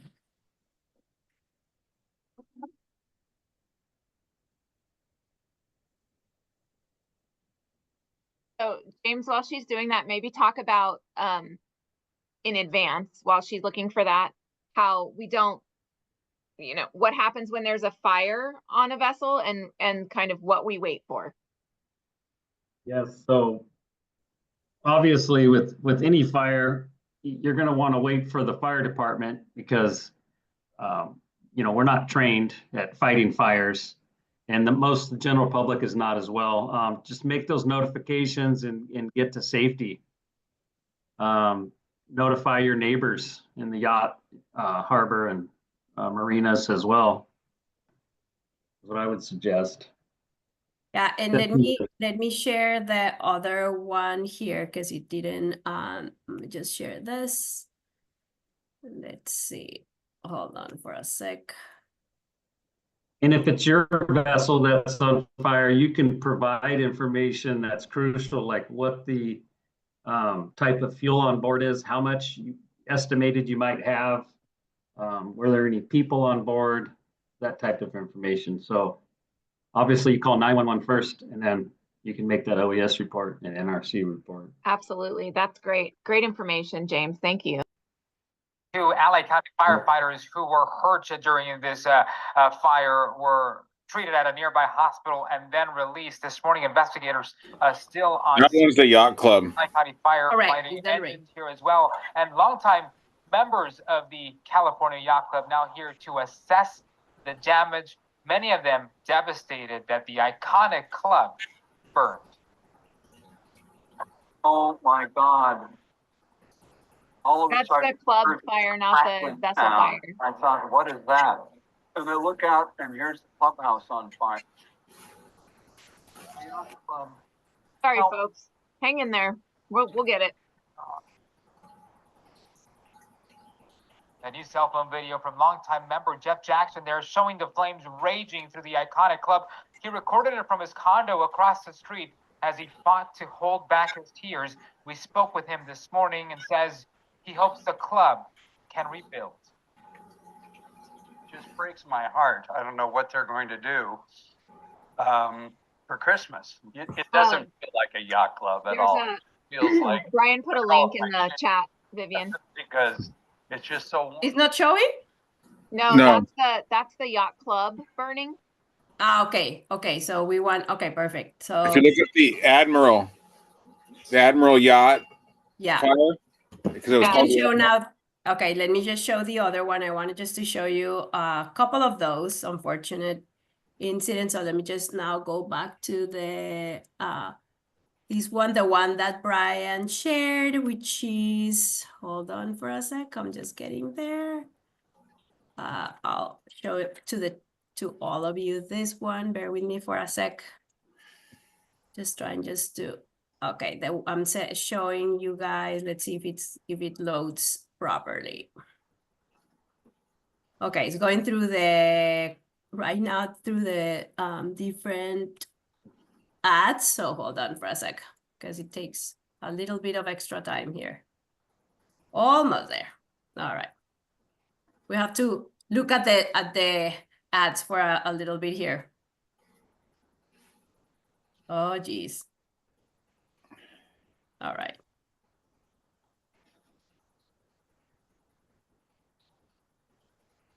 Okay, when are these ads? Oh, 2 seconds. All right, here we go.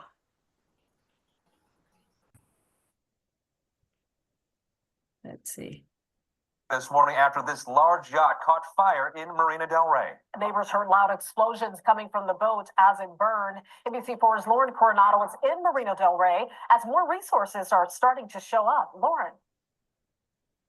Adrian, Robin, good morning. A big cleanup operation underway right now. I just talked with some of the environmental hazard crews about what the project looks like. They said it's going to take the next few hours at least. It could even take days. They're going to assess how bad the damage is in terms of fuel, oil spills, and whatnot. Right here live, you can see some of the crews already starting to take a look at the mess that they're going to be dealing with. And as cleanup just gets started, we're hearing from neighbors who watched the boat on fire and worried flames could spread to other boats. Multiple explosions, and then after a little while, the horn started to blow, and then there were fireworks, colored fireworks, and now it's starting to capsize and it's still burning. A 100-foot, 3-story private boat up in flames around 8:30 last night here in Basin A off Bora Bora Way. This morning, we're learning from the Marina del Rey Sheriff's Station, fireworks were on that yacht, and while the cause of the fire is still under investigation, that appears to be what went off, at least from the heat of the fire.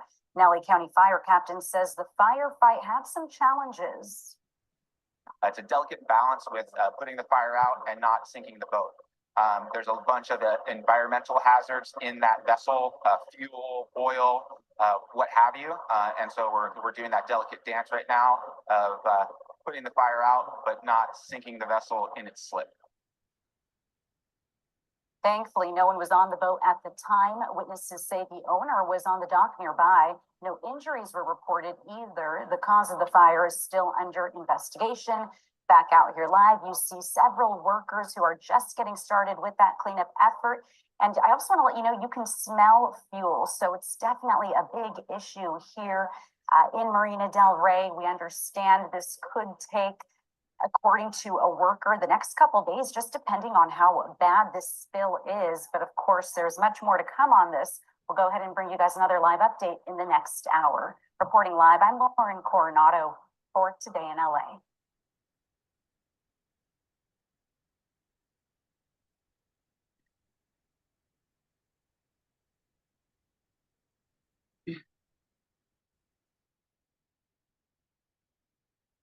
So it looks like they did a great job containing that fire from spreading to the other vessels. And, you know, obviously that was a high profile incident. It sounded like they had fireworks on board. So these incidents happen in a smaller scale, further out in the marina. That thing looked like it was right along the edge of the break wall. So firemen were able to get there quickly. Everybody saw what was happening. But again, notifications, you know, get to safety first, right? And yeah, that was a crazy one for sure. Andrea, do we want to go to the next slide?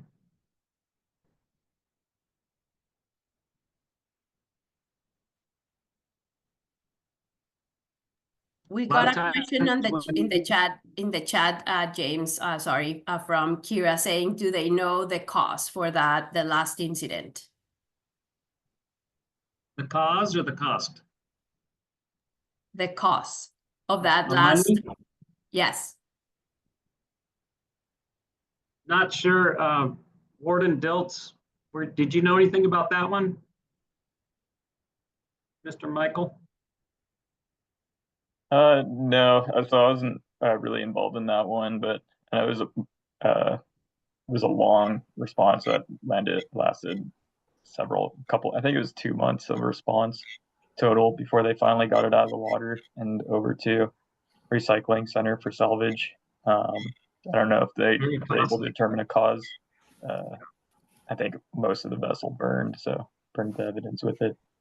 Yeah. I actually went and saw it when it was burning, and because I'm right there. I was in C base and it was an A base, and it was on an end tie. I mean, just a rock's throw from the fuel dock, and it just fueled up the day before. Had like, I don't know what they say, like 3,000 gallons of diesel on board. I mean, it was a big gnarly mess. And nobody got seriously hurt, I heard, so that's good. No. Okay, so here we go on next few slides here. What could and should have been done and by whom? So in this situation, the middle looks kind of like a military pier. Not quite sure what's happening there, but it looks like they got some of that absorbent boom laid out along with the absorbent pads in a string to kind of collect some sheen.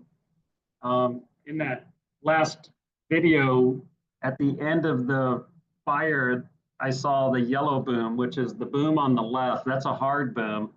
And that's a great tool to have on your perimeter of an incident to prevent oil from spreading. And then the white sausage boom in the middle is good for absorbing. And you can kind of corral it with the yellow hard boom. And they have different sizes and stuff for the different areas. And the far right, that looks like, to me, the Huntington Beach pipeline spill we had a few years ago. We just had hundreds of crew walking up and down the beach, you know, picking up oil and doing some pre-cleaning. So if oil did make it to the beach, it's not in the seaweed and the kelp and whatnot, make it easier for pickup. So that shows you the cost of a spill, right? Imagine all those people, they're getting paid. And that was just a little screenshot of the hundreds of workers out there. So back to preparedness, you know, it's better to prevention. Prevent the oil spill, right? Because that's going to cost a lot of money. So on this one, again, what type of tools would they need? So that center picture is great for the local marinas, a little spill kit and a drum. That's what you could have like for first aid. You know, you're dumped oil or you spilled some oil at a fuel dock or whatever, you can access that kit and, you know, do some quick response until help arrives. On the left, that looks like a boom trailer, similar to the boom grant trailers that we have up and down the state. And it'll have all different types of materials you can use for a larger vessel, hard boom, sausage boom, all that. And then we talked about the contingency plan at the marinas. There's a little example of it. Have that at the ready. on your vessel or at the marina. And then that looks like a dockside spill kit as well in that white box there. Okay, next slide. So who's going to do it? Well, we have contractors that have been vetted by the state. We test them all year long, different times of the year, middle of the night, whatever, to see how well they can respond. So when we have a real incident, they're there. It looks like they're cleaning a vessel that might have got oiled. Maybe that vessel passed through a spill site, or maybe it just got the oil traveled down to that part of the slip and he got oiled. So these guys will clean it up. There's another example on the top right of the pads and hard boom and the sausage boom in action with the oil spill response organization doing the work. And at the bottom right, looks like he's pressure washing low tide. Maybe that oil got up on the boat ramp there at high tide, and so they waited till low tide to clean it. And you can see they kind of captured the runoff with those pads. Okay, next one. So what do you do? Like if you go out on the day, have fun on the boat, you go home, and then you get a call saying, hey, your boat's sunk. That's not a good thing. So number one, communicate, right? Make that call. You want to try to contain it as much as possible. If you look on that picture on the right, you see some of those square pads are red. So that's the red dye diesel that those pads are absorbing. Again, they don't absorb water, they'll just absorb the fuel.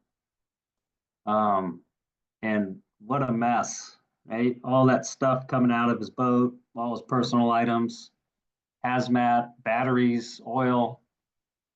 So you want to try to contain it and you want to try to control it. Control meaning like if you had, you can shut some valves, maybe you can plug some of the vents to, if possible, to prevent further discharge. And then, of course, cleanup. The cleanup begins. Next pick. Okay, part of the communication is, obviously figure out what the problem is. Is it a fire? Is it a spill? Again, protect yourself. You're number one, right? The boat is replaceable. We want to protect ourselves first. Get to a safe place, make those notifications. 911 if it's a fire or if somebody's hurt. Call OES, call NRC, get a hold of your marina, and get those contractors en route so they can start cleaning. And that's all in your handy pack that Vivian's got with the phone tree and all that. The toolkit. Say again? The toolkit. Okay. So containment. Obviously, you want to minimize the spread of that oil so you're not impacting areas that you don't need to, right? So you want to protect the unimpacted areas. So using that boom is crucial to deflect or corral your material to just make it easier in the long run for everybody. Also talked about earlier gasoline and diesel. It's not a wise idea to corral or contain gasoline because now you're putting that all in one tight area and you could have a threat of ignition, right? So we want to not corral gasoline. Very important. Diesel, no problem. And the cost of the cleanup, that's directly related to how well you contain and protect unimpacted areas. So you want to kind of minimize that by getting to that right away.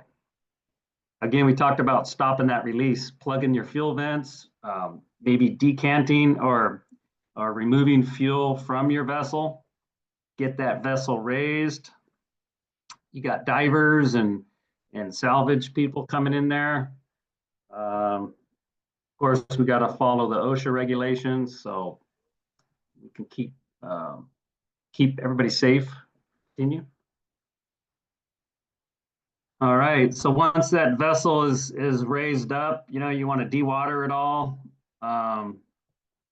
Damage control, I guess you want to make sure it doesn't sink again.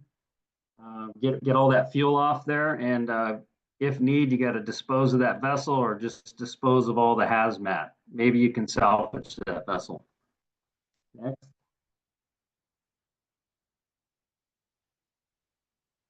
So we talked about this earlier, proper disposal, and that's a lot of times that leads to spills. People don't want to pay for that, so they'll just go dump oil or dump their gas or whatever. But it's very important that we dispose of that properly. You can use your contractors to take that to the proper facilities for treatment and disposal. Next. All right. That's a nice piece of hard boom. Anybody got any questions? Yes, we have one for you, James, from Olivia. She's asking, for gas spill, what do you suggest how to contain if not with boom? So we would get the contractor, oil spill response organization contractors out there. They have special tools and equipment to mitigate that and remove that gasoline. A lot of times, if it's a nice sunny day, a lot of it will evaporate, which is great. And again, if you're corralling that on a nice hot sunny day, that could lead to a fire or an ignition source. We don't want to do that. So the best thing to do is have those qualified contractors come out and handle that. They have special tools and techniques for that mitigation. Excellent. Linda, go ahead. I had a question. One quick question. I noticed that when you were reviewing the contractor cleanups, one of the things that was listed was them using dispersants. And I know we're not supposed to use detergents. So is there another category of dispersants, like chemical dispersants or something that are not detergents? Or do they get to use them because it's a different scenario? So sometimes they'll use dispersants, like let's say we have a seawall and it's low tide, they can use, hand wiping on the wall, stuff like that, but not dispersants applied in the water. Okay, so it's more mechanical, not chemical. Correct. Okay. And we do have a alternative response technology group, which is like dispersants and stuff like that, and they would review that. Maybe Andrea is going to talk about that. I'm not sure. No. Well, I just wanted to make sure that we still go with the scenario that without additional specific guidance, we should not use dispersants at all. We shouldn't. So I just wanted to make sure. Now, if you have, let's say, they're using that hard boom, when they pull that boom in on the ground, on the land, they could use dispersants on the material right there, but not in the water. Okay, thank you. Thank you for So clarifying. let me again emphasize, nobody can use dispersants, soaps, or detergents, all of them called the same way, on the waters of the state to treat or mask a spill on the water of any kind. Nobody. In some instances, the state and federal agencies that are responding, depending on the evaluation and the situation, they may, but it's because the law covered them. But it's in specific cases. None of you, not even Vivian, if I'm a boater, can do that. That's bad for the environment, really bad. That's why soaps, we use them to clean our dishes. They break and they create a very high impact on the organisms, and you're adding an extra chemical that is extremely concentrated and bad for the environment, and you're not solving the problem. Remember Chemistry 101? The oil will sit on top. If you use detergent, it's going to break into the entire water column. You're making the problem even worse. Mixing it with sediments, and it's going to be difficult to start containing it if it's already in the entire water column. So please make sure that we all remember that that's not something that is okay and is bad, bad, bad for the environment. Really bad. This is an important section of our workshop, and we're very excited to have James here. So this is the opportunity for you guys to ask questions. We don't want you to feel like, oh, I'm asking this silly question. No question is silly. That's why we're here to support your effort. We're running a little bit behind a schedule, but I know we can adjust a little bit the time because this is the most important portion of the entire workshop, having experts like James and Michael and Andrea here just for us to ask questions. That's the key. Prevention, education are the keys to success. So please ask any question at this point. They are still going to be here in case we want to move to the next presentation. While you digest questions, we can leave a space for more questions if it's okay with everybody, because I don't see anything in the chat or any hands that are up. So it seems that let's go and do that. So Andrea, the group is all yours, and we're going to focus on one important resource the state has to provide to public aid entities, the spill response equipment grants. But for those of you who are in the private sector, she's going to give you examples, but at the same time, it's just to show you how the state works with some of the public entities for that purpose. Okay. So again, my name is Andrea Moore, and I wear many hats, but for today, I'm going to put on my grants and outreach coordinator hat and talk to you about our response equipment grant program that I'm excited to coordinate. I work with Cindy Murphy, who is now our tribal liaison, and she offers the grant for our tribal partners.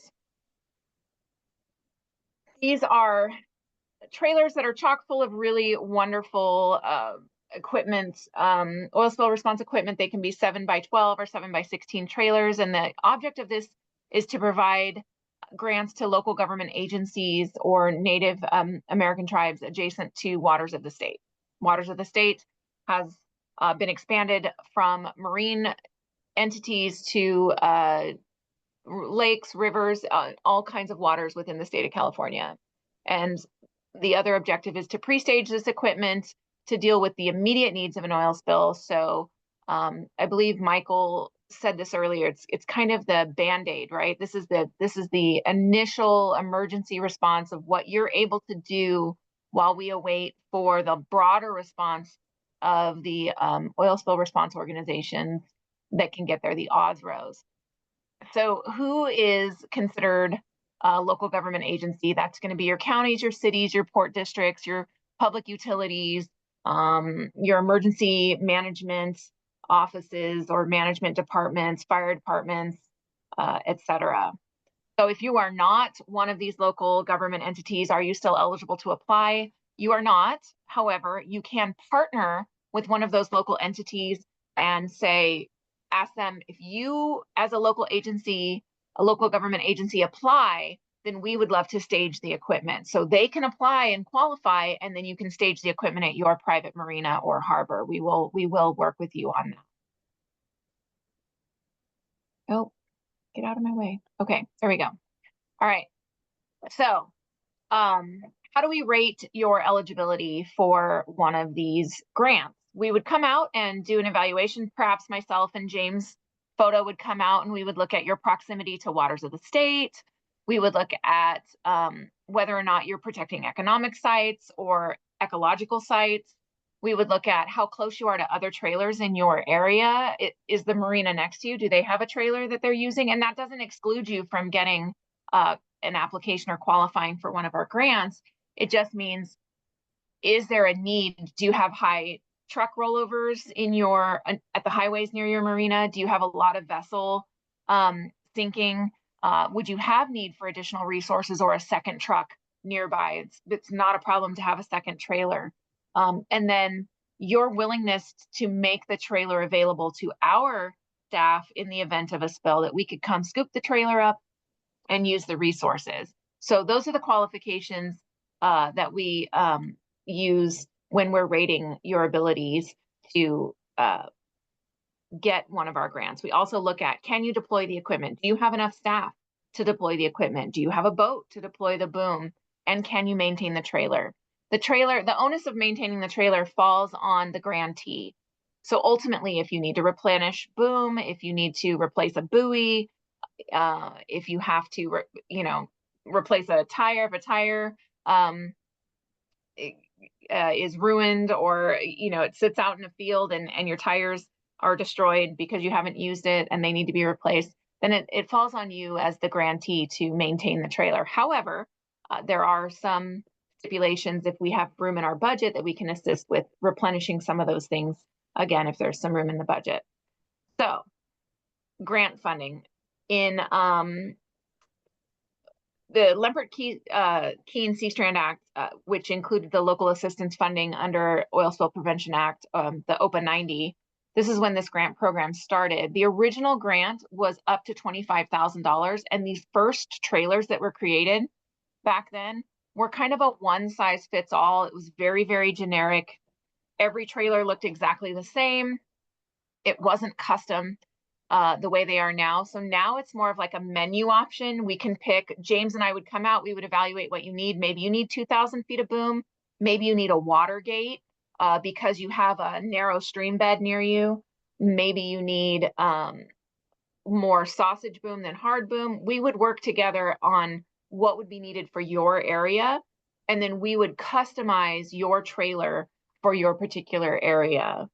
The application is the easiest application I've ever seen in my life. It's one page. It's very, very simple. We currently have over 80 response trailers up and down the state of California. And of course, like all things, currently this grant is based on available funds. We are currently awarding about 3 to 4 grants a year, and that includes our tribal partners that are receiving grant trailers. So here's kind of a photo snapshot of what might come in one of your trailers. You've got your Danforth anchor and one of the buoys tied to some line. You can see some navigational lights there up at the middle. Those are great for hooking to your boom to try to, if your boom is left out, obviously, for long periods of time. We don't want boats just caroming over your boom at night.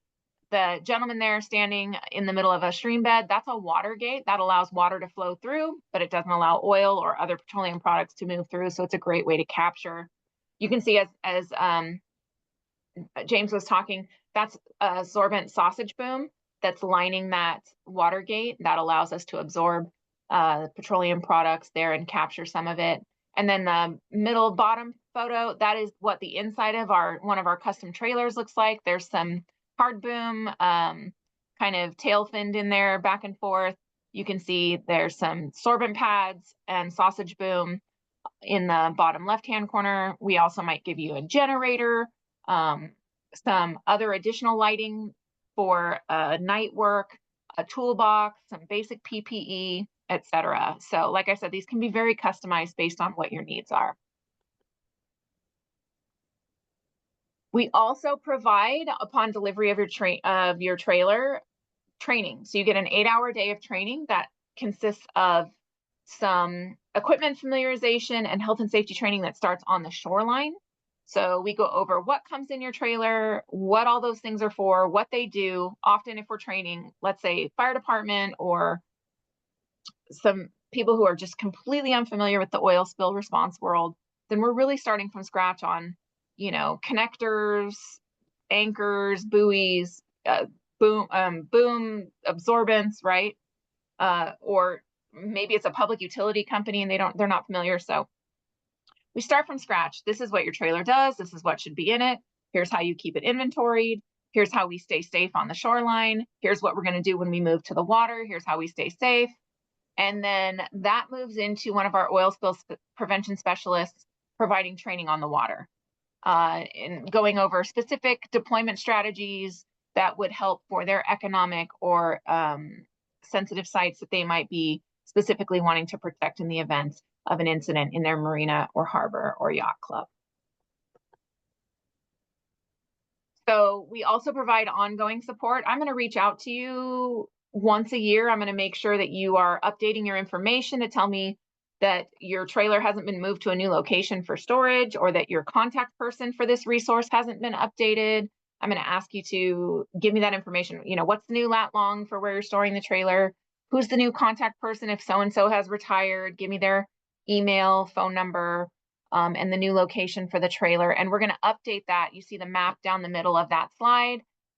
Those are the locations, current locations of all of our trailers. And that kind of gives us an idea of where things have been moved around so we can keep track, so that our responders can keep track. If they need to go pick up a trailer, they know right where they can go. And then you can see on the left-hand side, that's us providing a refresher training. So once a year, I'm going to reach out to all of our trailers and I'm going to say, hey, does anybody need a refresher training? And then myself and James or one of his counterparts throughout the state would go out and we would offer that same training, but in a condensed form. Real quick trailer familiarization, shoreside safety training, and then some actual deployment exercises on the water. And then I mentioned earlier, when there's room in the budget, I'm able to offer a replenish grant. That means that I can help you, when there's budget money, replenish some of your boom. Let's say that you had an incident in your harbor, there was no responsible party, you used 500 feet of boom, and now you need to replace that. You reach out to me, you apply for a replenish grant, and I'm able to get you 500 feet of boom to replace that boom that was used and destroyed when you deployed it to contain that spill, that unknown party spill. So that's our ongoing continuing support for this grant. Just in summary, you have to be a local government entity or a tribal partner. If you are not, that doesn't exclude you from participating. You just have to partner with one of those entities in order to participate. You can reach out to me if you have any questions about that. It is up to $45,000. Here's kind of a summary. And we do provide training regarding what's in your trailer, how to use it safely, what it's for. We come out and do a site evaluation. It is tailored specific to your specific area and what you need. And does anybody have any questions? Thank you, Andrea. And while people think about the questions in the toolkit that we'll send you again, the link to it, you will see that there's a direct link for you to have access to the current list of grantees. Remember, we told you that it's important for you to know who in the state has access to those grants, but also what other resources are available in your county by contacting your county office of emergency service contact. And we got a question in the chat for you, Andrea. One is Pittsburgh Marina. This is the Harbor Master Olivia Ortega needs a refresher training. She's going to send you an email, which is great. And Cheryl wants to know how big are the trailers are. 7 by 12 or 7 by 16. Mm-hmm. Box trailer. Yeah, and one more question that I got independently. Let's say that I'm a private marina, but I have a spill, and I know my harbor next to mine has one of the trailers. Can I use that?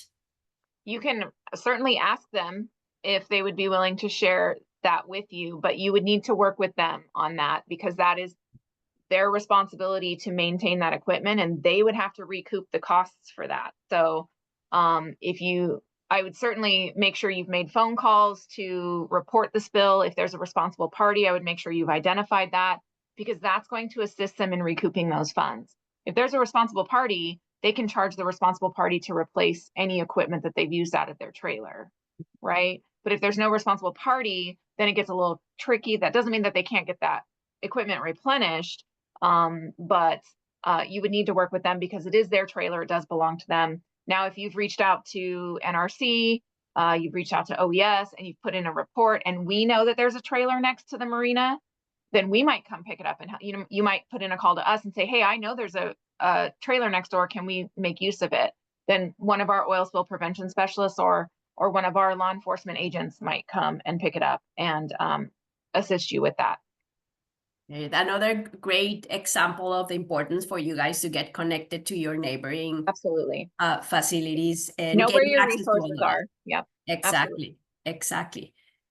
Well, we recouped the time. It's 12:24. Perfect opportunity for us to probably think about those questions. I know you're probably having or you're ready for your lunch. But I think this is a great opportunity for us before we're done at 12:30 to ask any questions that probably you may have experienced that didn't work, or something that you wanted us to cover in more detail, especially like the case scenarios, any of the resources. Now, if you think about the polls that we ask you before you were exposed to all this information, now I think, and I hope, when we design these educational workshops, that you are making the link of understanding how important it is for me to contact my local county office of emergency services, to know what my neighborings Marina have, to go back to my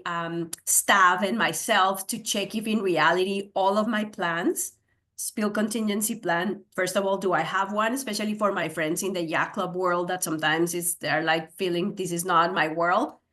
Do we have one? How often are we reviewing it? Let's check the toolkit and all the resources that we offer to you. We got a question from Gina, and she's saying, what about getting rid of the boat after the fire or spill? I know we have a disposal program here at the port, but is there any other resources in case the ports are full with derelict boats to crush?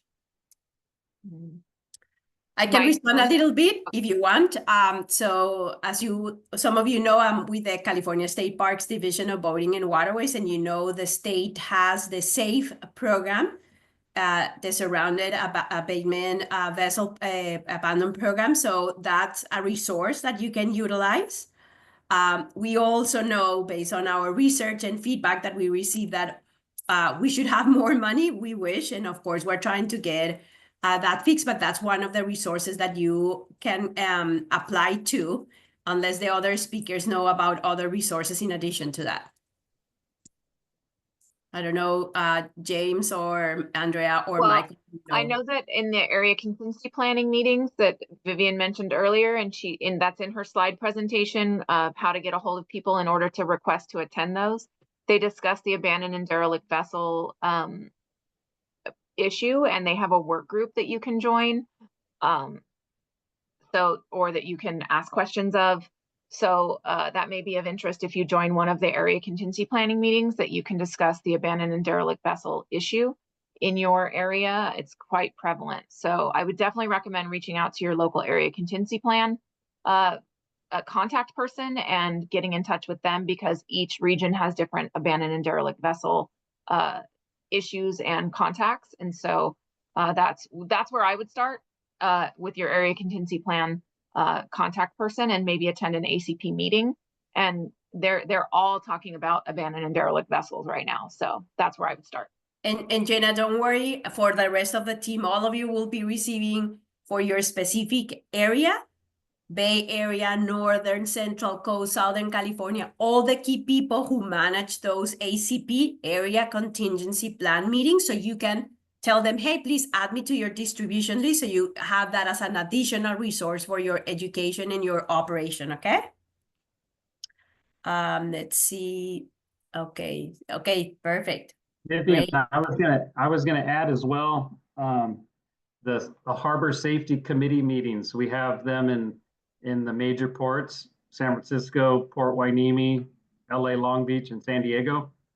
And you know, the marina folks are representing the marinas at those meetings, so get involved in that. And we talk about those derelict vessels as well, and abandoned vessels or whatnot. So great recommendation. Thank you, James. Yeah, harbor safety committee meetings. And yes, they're all over the state as well. Very well organized, full of resources and great people. And they meet every quarter. So yeah, excellent. Good way to express and you know, if you have specific needs or questions in that environment, it's great. James, are those posted on our website? Are they public? Yes. Okay. Yeah, and I can send the link to those as well. Great. Thank you. Thank you, Vivian. Mm-hmm. All right. More questions? I know some of you have to leave because you have other stuff to do. I'm including right now in the chat. We will stay here, but I'm including here in the chat the link to the evaluation form that you're also going to be receiving later on in your comprehensive email. We would deeply appreciate if each of the participants, even if you're in the same room sharing the screen, we need one evaluation form per person. It's anonymous, so if I send you another reminder, you're like, Vivian, I already filled it out. There's no way for me to know if you filled it out or not, so that's why I'll probably bug you until I pump up the evaluation forms to almost 100%. Again, remember, this is a work in progress. We have changed it a lot. I know, for example, we have had some people like Alicia and her team who have joined us a couple of times, and probably she noticed how we change. We bring more information, everything thanks to the feedback that we receive from you. So we are ready to hear you. We are ready to improve our workshop all the time. And we'll stay here for a couple of more minutes. If you need to leave, feel free just to disconnect from the meeting. We'll stay here in case somebody else has any questions. I know, for example, Michael is on call. I don't know, Michael, if you have to log off, as well as Andrea, but I'll stay here and can capture a couple of questions for a few more minutes. If not, have a I will stay. I know James needs to log off, but we'll capture any questions, and if he can answer them on Monday morning or Tuesday, we'll get back to you right away. Yeah, no worries. You can, James, appreciate it. Thank you, James. Okay, have a great weekend, everybody. Thank you for tuning in. Thank you. Yeah, and no worries for the rest of the team. Remember, we'll send you the email with all the contact information, all the links you need to know, all the information is easy. So that's good. And if you need to leave, feel free to disconnect. Have a fantastic afternoon, and safe and great weekend. Thank you for your willingness to learn. We have one more of these workshops on June 19th. So if you have friends, family, colleagues who want to join us, would be hybrid, in person here in the Bay Area, Encino Yacht Club, or you can tune in virtually. And thank you for all your comments. I'm glad that you found these workshops informational. Thank you, Amber and Linda and Lindsay and Linda and Nick, all of you. And feel free just to leave if you have to. We're more entertaining in person. Bring your friends. Thank you, Andrea and team. Very informative. Thank you for coming. Thank you, Vivian, for always putting on a great production. We really appreciate it. Oh, it's a team effort, Andrea. This is our baby. We have to see it growing and providing great resources as usual. So, okay, I don't see more questions. I'm going just to close the. Oh, I don't have to leave now, but I promise I stay. Okay. Thank you. Please, yeah, take your time, and I hope you have a fantastic afternoon. I'm just going to close the session, and thank you so much, everybody, for joining us.